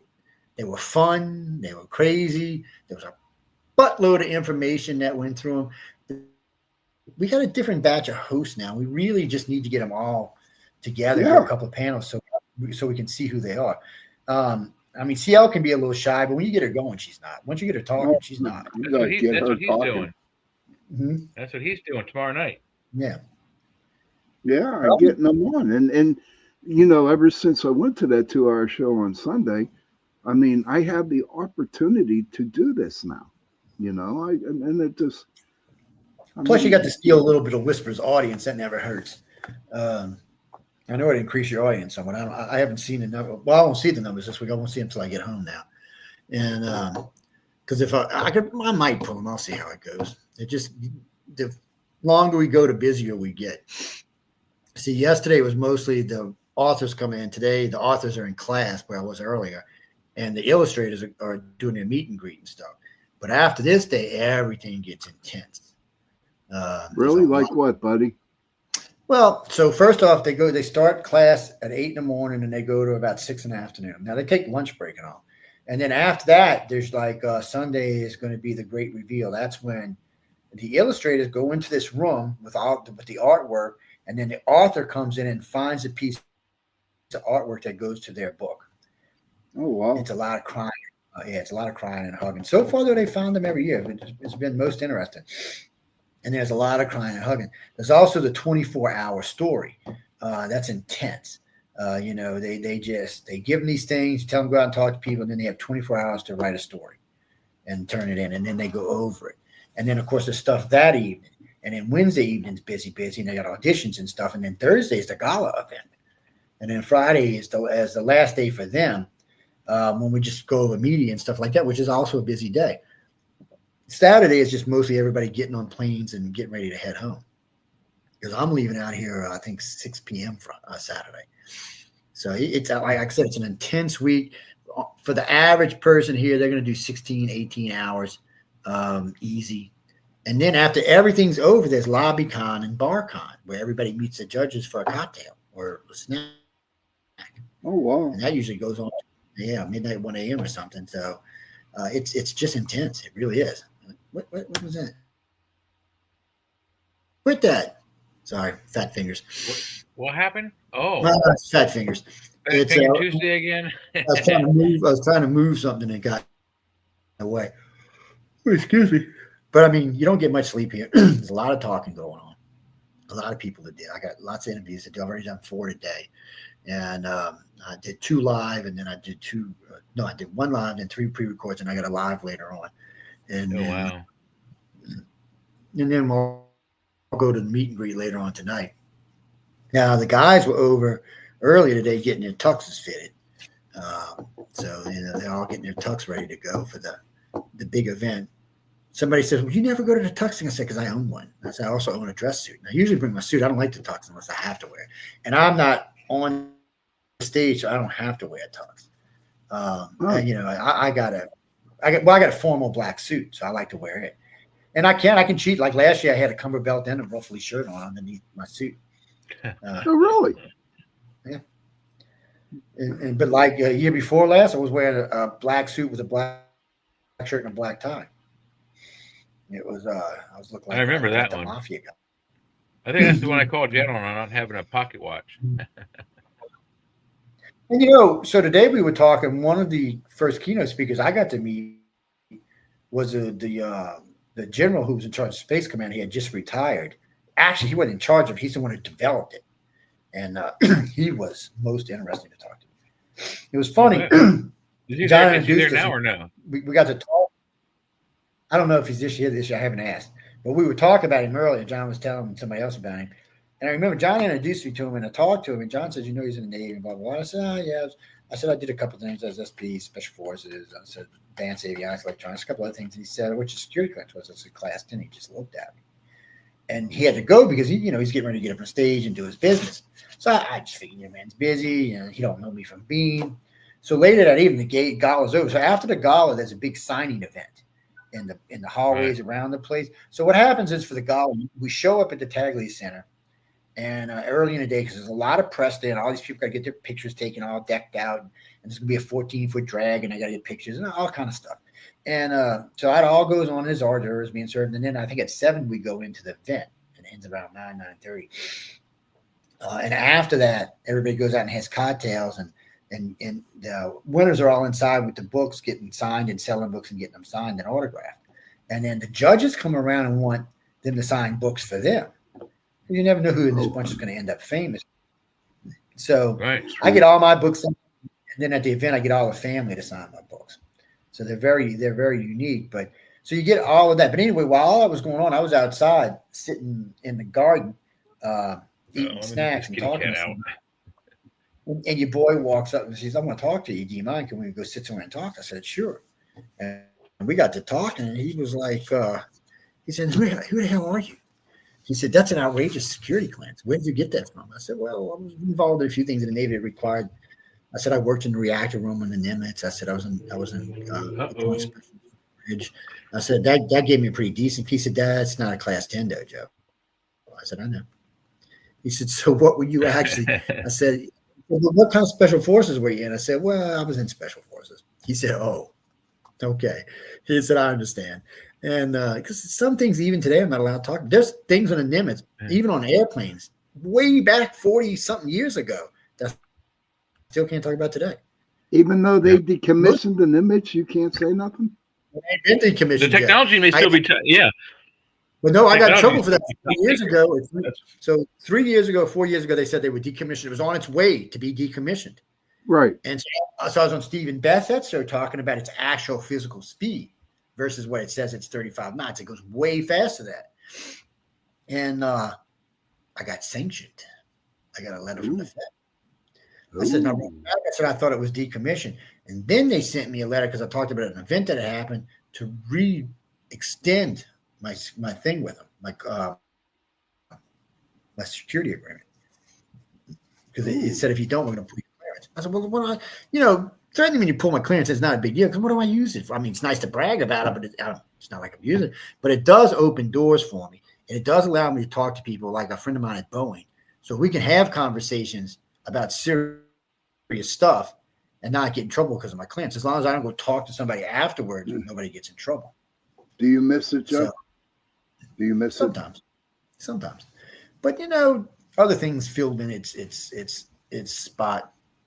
Gene, I had a weird Navy. I joined. I was going in as an enlisted man. I got 3 stripes while I was in boot camp, and I came out of boot camp, got to tech school, got a rent-a-crow. But then my commander had put this thing in because I got my marksman, my snipers, and my sharpshooter's badge, and I got my leadership badge. So when they did that and sent it in, they gave me a commendation for some other stuff. Somebody from SPSP came in. I call it that's good. Special Forces. It's the guys that go in and get the guys from Special Forces. In other words, you're Green Beret and you got your ass stuck in Afghanistan. They send in these guys to go get them. And when I was asked to if I wanted to go to school for it, I was like, oh, I don't know, it's intense. And I said, why don't you just give it a try? So I spent a year in special training, and then we were deployed. I can't say where, but we were deployed to three things. And when I came back, I went and finished my tech school in advanced avionics and advanced electronics. I'd already done electronics and avionics. I went and took what they call an after class, which is advanced. It's like getting an equivalent to a bachelor's, which I got after I got out. But anyway, I got all of that. So they sent me to the Nimitz. And when I got there, the guy said, well, what are you here for? He said, I see all this stuff you've got. I said, I really want to be a shooter. He's a shooter. That's the guy who launches a jet. And he's like, really? He said, do you think you can handle it? I said, I would love to try. He said, well, you seem pretty qualified, so they let me run the deck. And I had a freaking blast launching jets. And the only reason all this other stuff happened to me is because one afternoon, they were getting ready to launch an A6 intruder, and one of the sidewinders, I don't think it was a sidewinder, but anyway, the missile was giving off an alarm in the plane that something was wrong. So I walked over there and I popped the side panel. The guy's like, what are you doing? You're not ordering. So I said, just out of the way. I said, do you know electronics? Well, no. I said, I don't care if your order's not, get out the way. Walked over there, popped the panel, and one of the caps had just pulled back on the plug. Pushed it down, put the clip on it, and I had a guy go get a tie, just be extra safe, and put a strip tie on it, clipped it, put it back on, and sent it on its way. Less than 5 minutes. Well, the number one on the ship, the commander, number two basically, but you call him number one. He was the commander in charge of the ship when the captain wasn't flying the damn thing, So he comes down. The next day, he said, you really fixed that missile in 5 minutes. He said, Joe, they would have pulled that missile off, brought it downstairs, and kept it for a day before I got it back. I said, well, I can't help that. It's fixed. And that's when he asked me to come look at something in the tower. Mm-hmm. So the Nimitz has really advanced radar systems. I can't really get into that. Very advanced. Some of it's still top secret. So anyway, the guy told me every now and then they have one of the color like a passive that goes underneath the radar for finding stuff. And he said it acts funny, and it's crucial to the ship for incoming missiles and shit. So he's like, and sometimes we'll be in season, it'll just start going on off in radar. I was talking to the radar guy. He said, Joe, I'll be watching, and just bloop, it goes off, and it'll stay off. And all of a sudden, bloop, it comes back on. Well, that sounds like an open or a short to me. Basic electronics 101. So I said, you know what? Let me find the wires from your radar box all the way back and see if I can trace it back. So I found the two colored wires, turned off the whole radar system because you can't pull the panel when the radar system's on because it will barbecue your ass. Pulled off the reflector, got everything apart, and I found the two wires. I started running my hand down, and I wasn't maybe this far in, and I felt a nick. Just a little nick. No bigger than about like that. Just enough metal exposed that when they would hit rough seas, it might whop up against the metal. So it would hit, and as long as it stayed against it, the radar system would stay off. But as soon as it popped off, it would come back on. Yeah, whenever the captain's mouse would walk behind the wires, that's when it would change. Yeah. So I got in there, cut the wires, put the connections on, fixed it all up, and then I decided, I said, well, first let me show the commander, because I decided after I fixed it, I was going to rewire the whole damn thing, just to be on the safe side. And so the commander, he comes in, he said, you didn't fix it. I said, it's fixed it.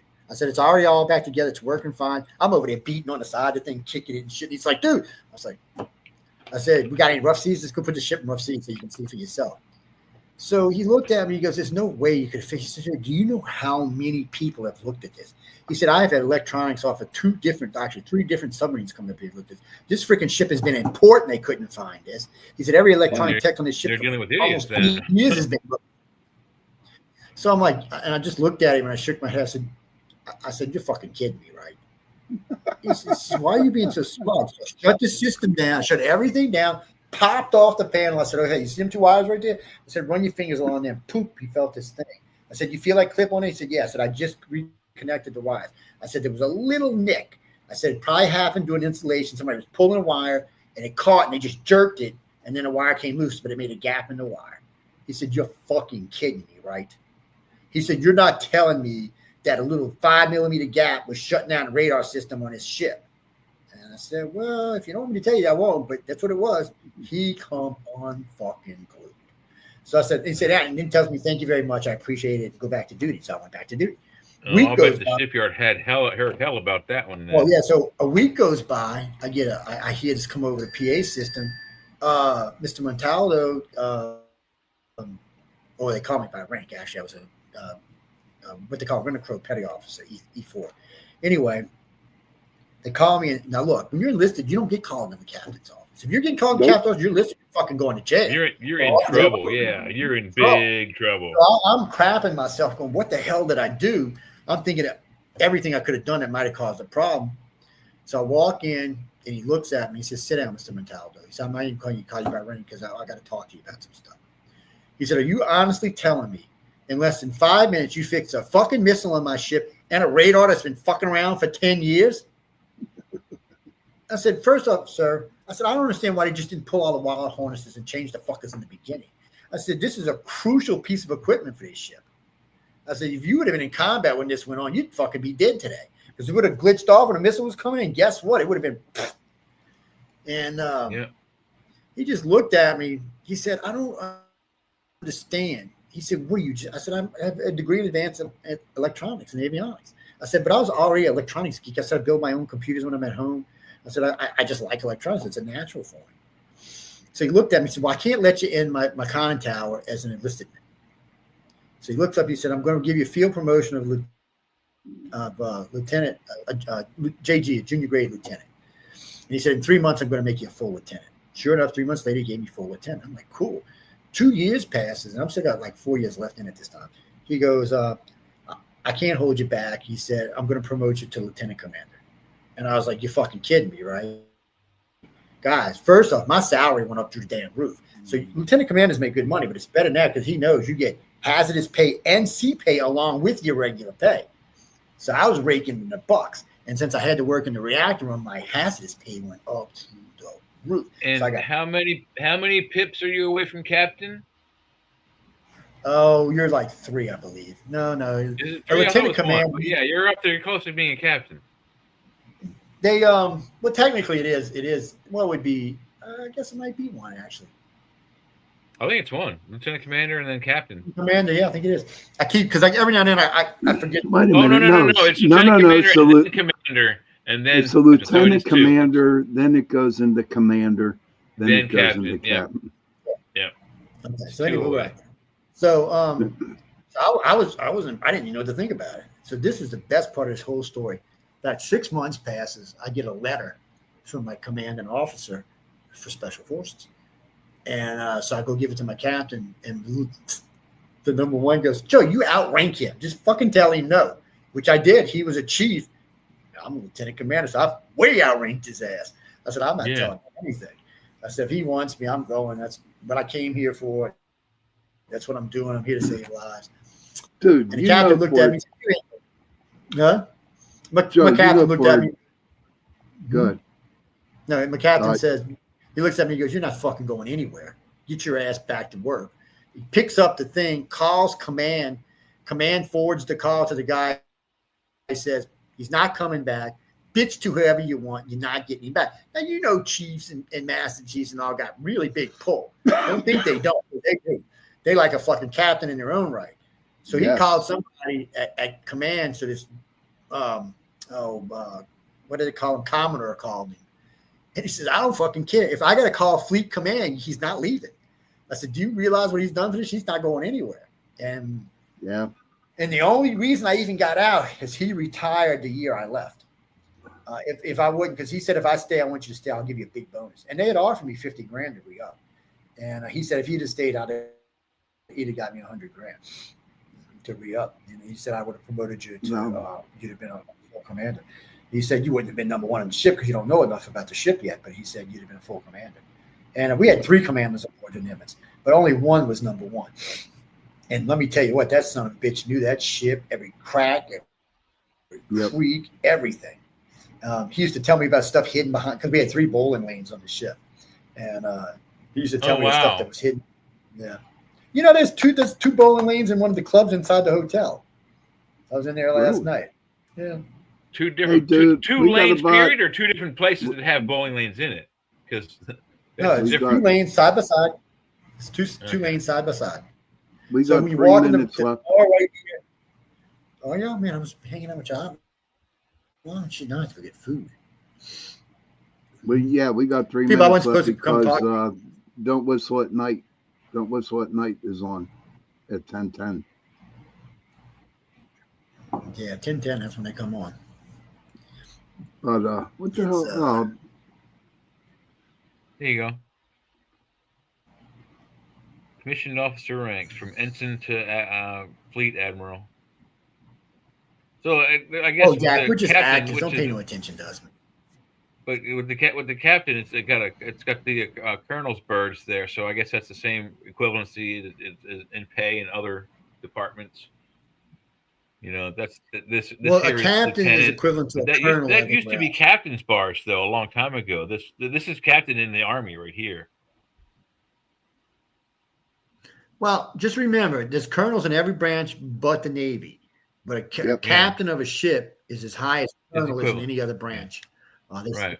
Yeah, it's equivalent. We just don't have that rank. I guess, and the Commodore is an admiral, basically. So, And this Yeah. one right here where it says lieutenant, those are captain's bars in any other service. Yeah, This which is is the this same no, rank. captain's is bar- major. This is major right here. This is major, and this is colonel, isn't it? No, this is colonel. This is lieutenant colonel. This is lieutenant colonel in the Army. The silver oak leaf. So cool. This military rank is just a neat thing sometimes to goof around with. Yeah, they called it the scrambled eggs on the cap. Jeff, Yes, I have- nothing you heard here in the last That's hour mine. is true. It was all Oh no, it does. Mine doesn't have scrambled eggs. That's my USS Aubrey Fitch hat. Go on $150. They don't. There's not even no more FFGs. They got rid of the frigates. Really? No, Yeah, there's some frigates out in the Gulf. I don't know which ones, but No, there's no frigate. They got rid of the frigates, and they just have destroyers now. Hey, Google, is the U.S. Navy ship USS Aubrey Fitch, is it still commissioned? Do I have to look that up? No, the USS Aubrey Fitch, which was a guided missile frigate, is no longer commissioned. Well, She there was you go. decommissioned on December 12, 1997, and was later sold for scrapping. Wow. I was on board that ship. That's how I got the hat. My brother was on the USS Astotion, FFG 15. The Astotion. This is 34, and the FF is a fast frigate guided missile. It's a guided missile boat. It was big. It was a big boat. I think. And everybody on the frigates, their job was to like jump in front of the aircraft carrier and get the bomb, dude. Pretty much, yeah. There was a lot of armor on it, and I think the crew was like 200, 300 people on board, something around that number. Hey guys, that just popped on YouTube. Don't Whistle at Night. Their show just started. Maybe I'll. All right, cool. We ought to kick it out then. Let them take the audience with them. All right, guys. Thank you for Joe. You don't know you're a lifesaver. You are a godsend. I am not worthy to be. I'm telling you, but everything you heard today was actors. We're all actors, professional actors. We get paid to be actors. Yes. Everything. Yeah. You don't believe, yeah. Well, I'm sorry, guys. Close it out. So everybody, good night. Thank you. Don't forget tomorrow night. Some of the hosts on UPRN Talk Radio will be on my show into the night tomorrow. I have a 2-hour roundtable. Well, if y'all see CL tomorrow night, tell us to come see me. I want to introduce a bunch of people. Thank you. I want to introduce it to the other CL. Ah, that would be great. Yeah. Heidi met her earlier today. Her name's Sherry, but she met her earlier today. All right, guys. Good night, Kevin. everybody. Good night, Heidi. Good night. And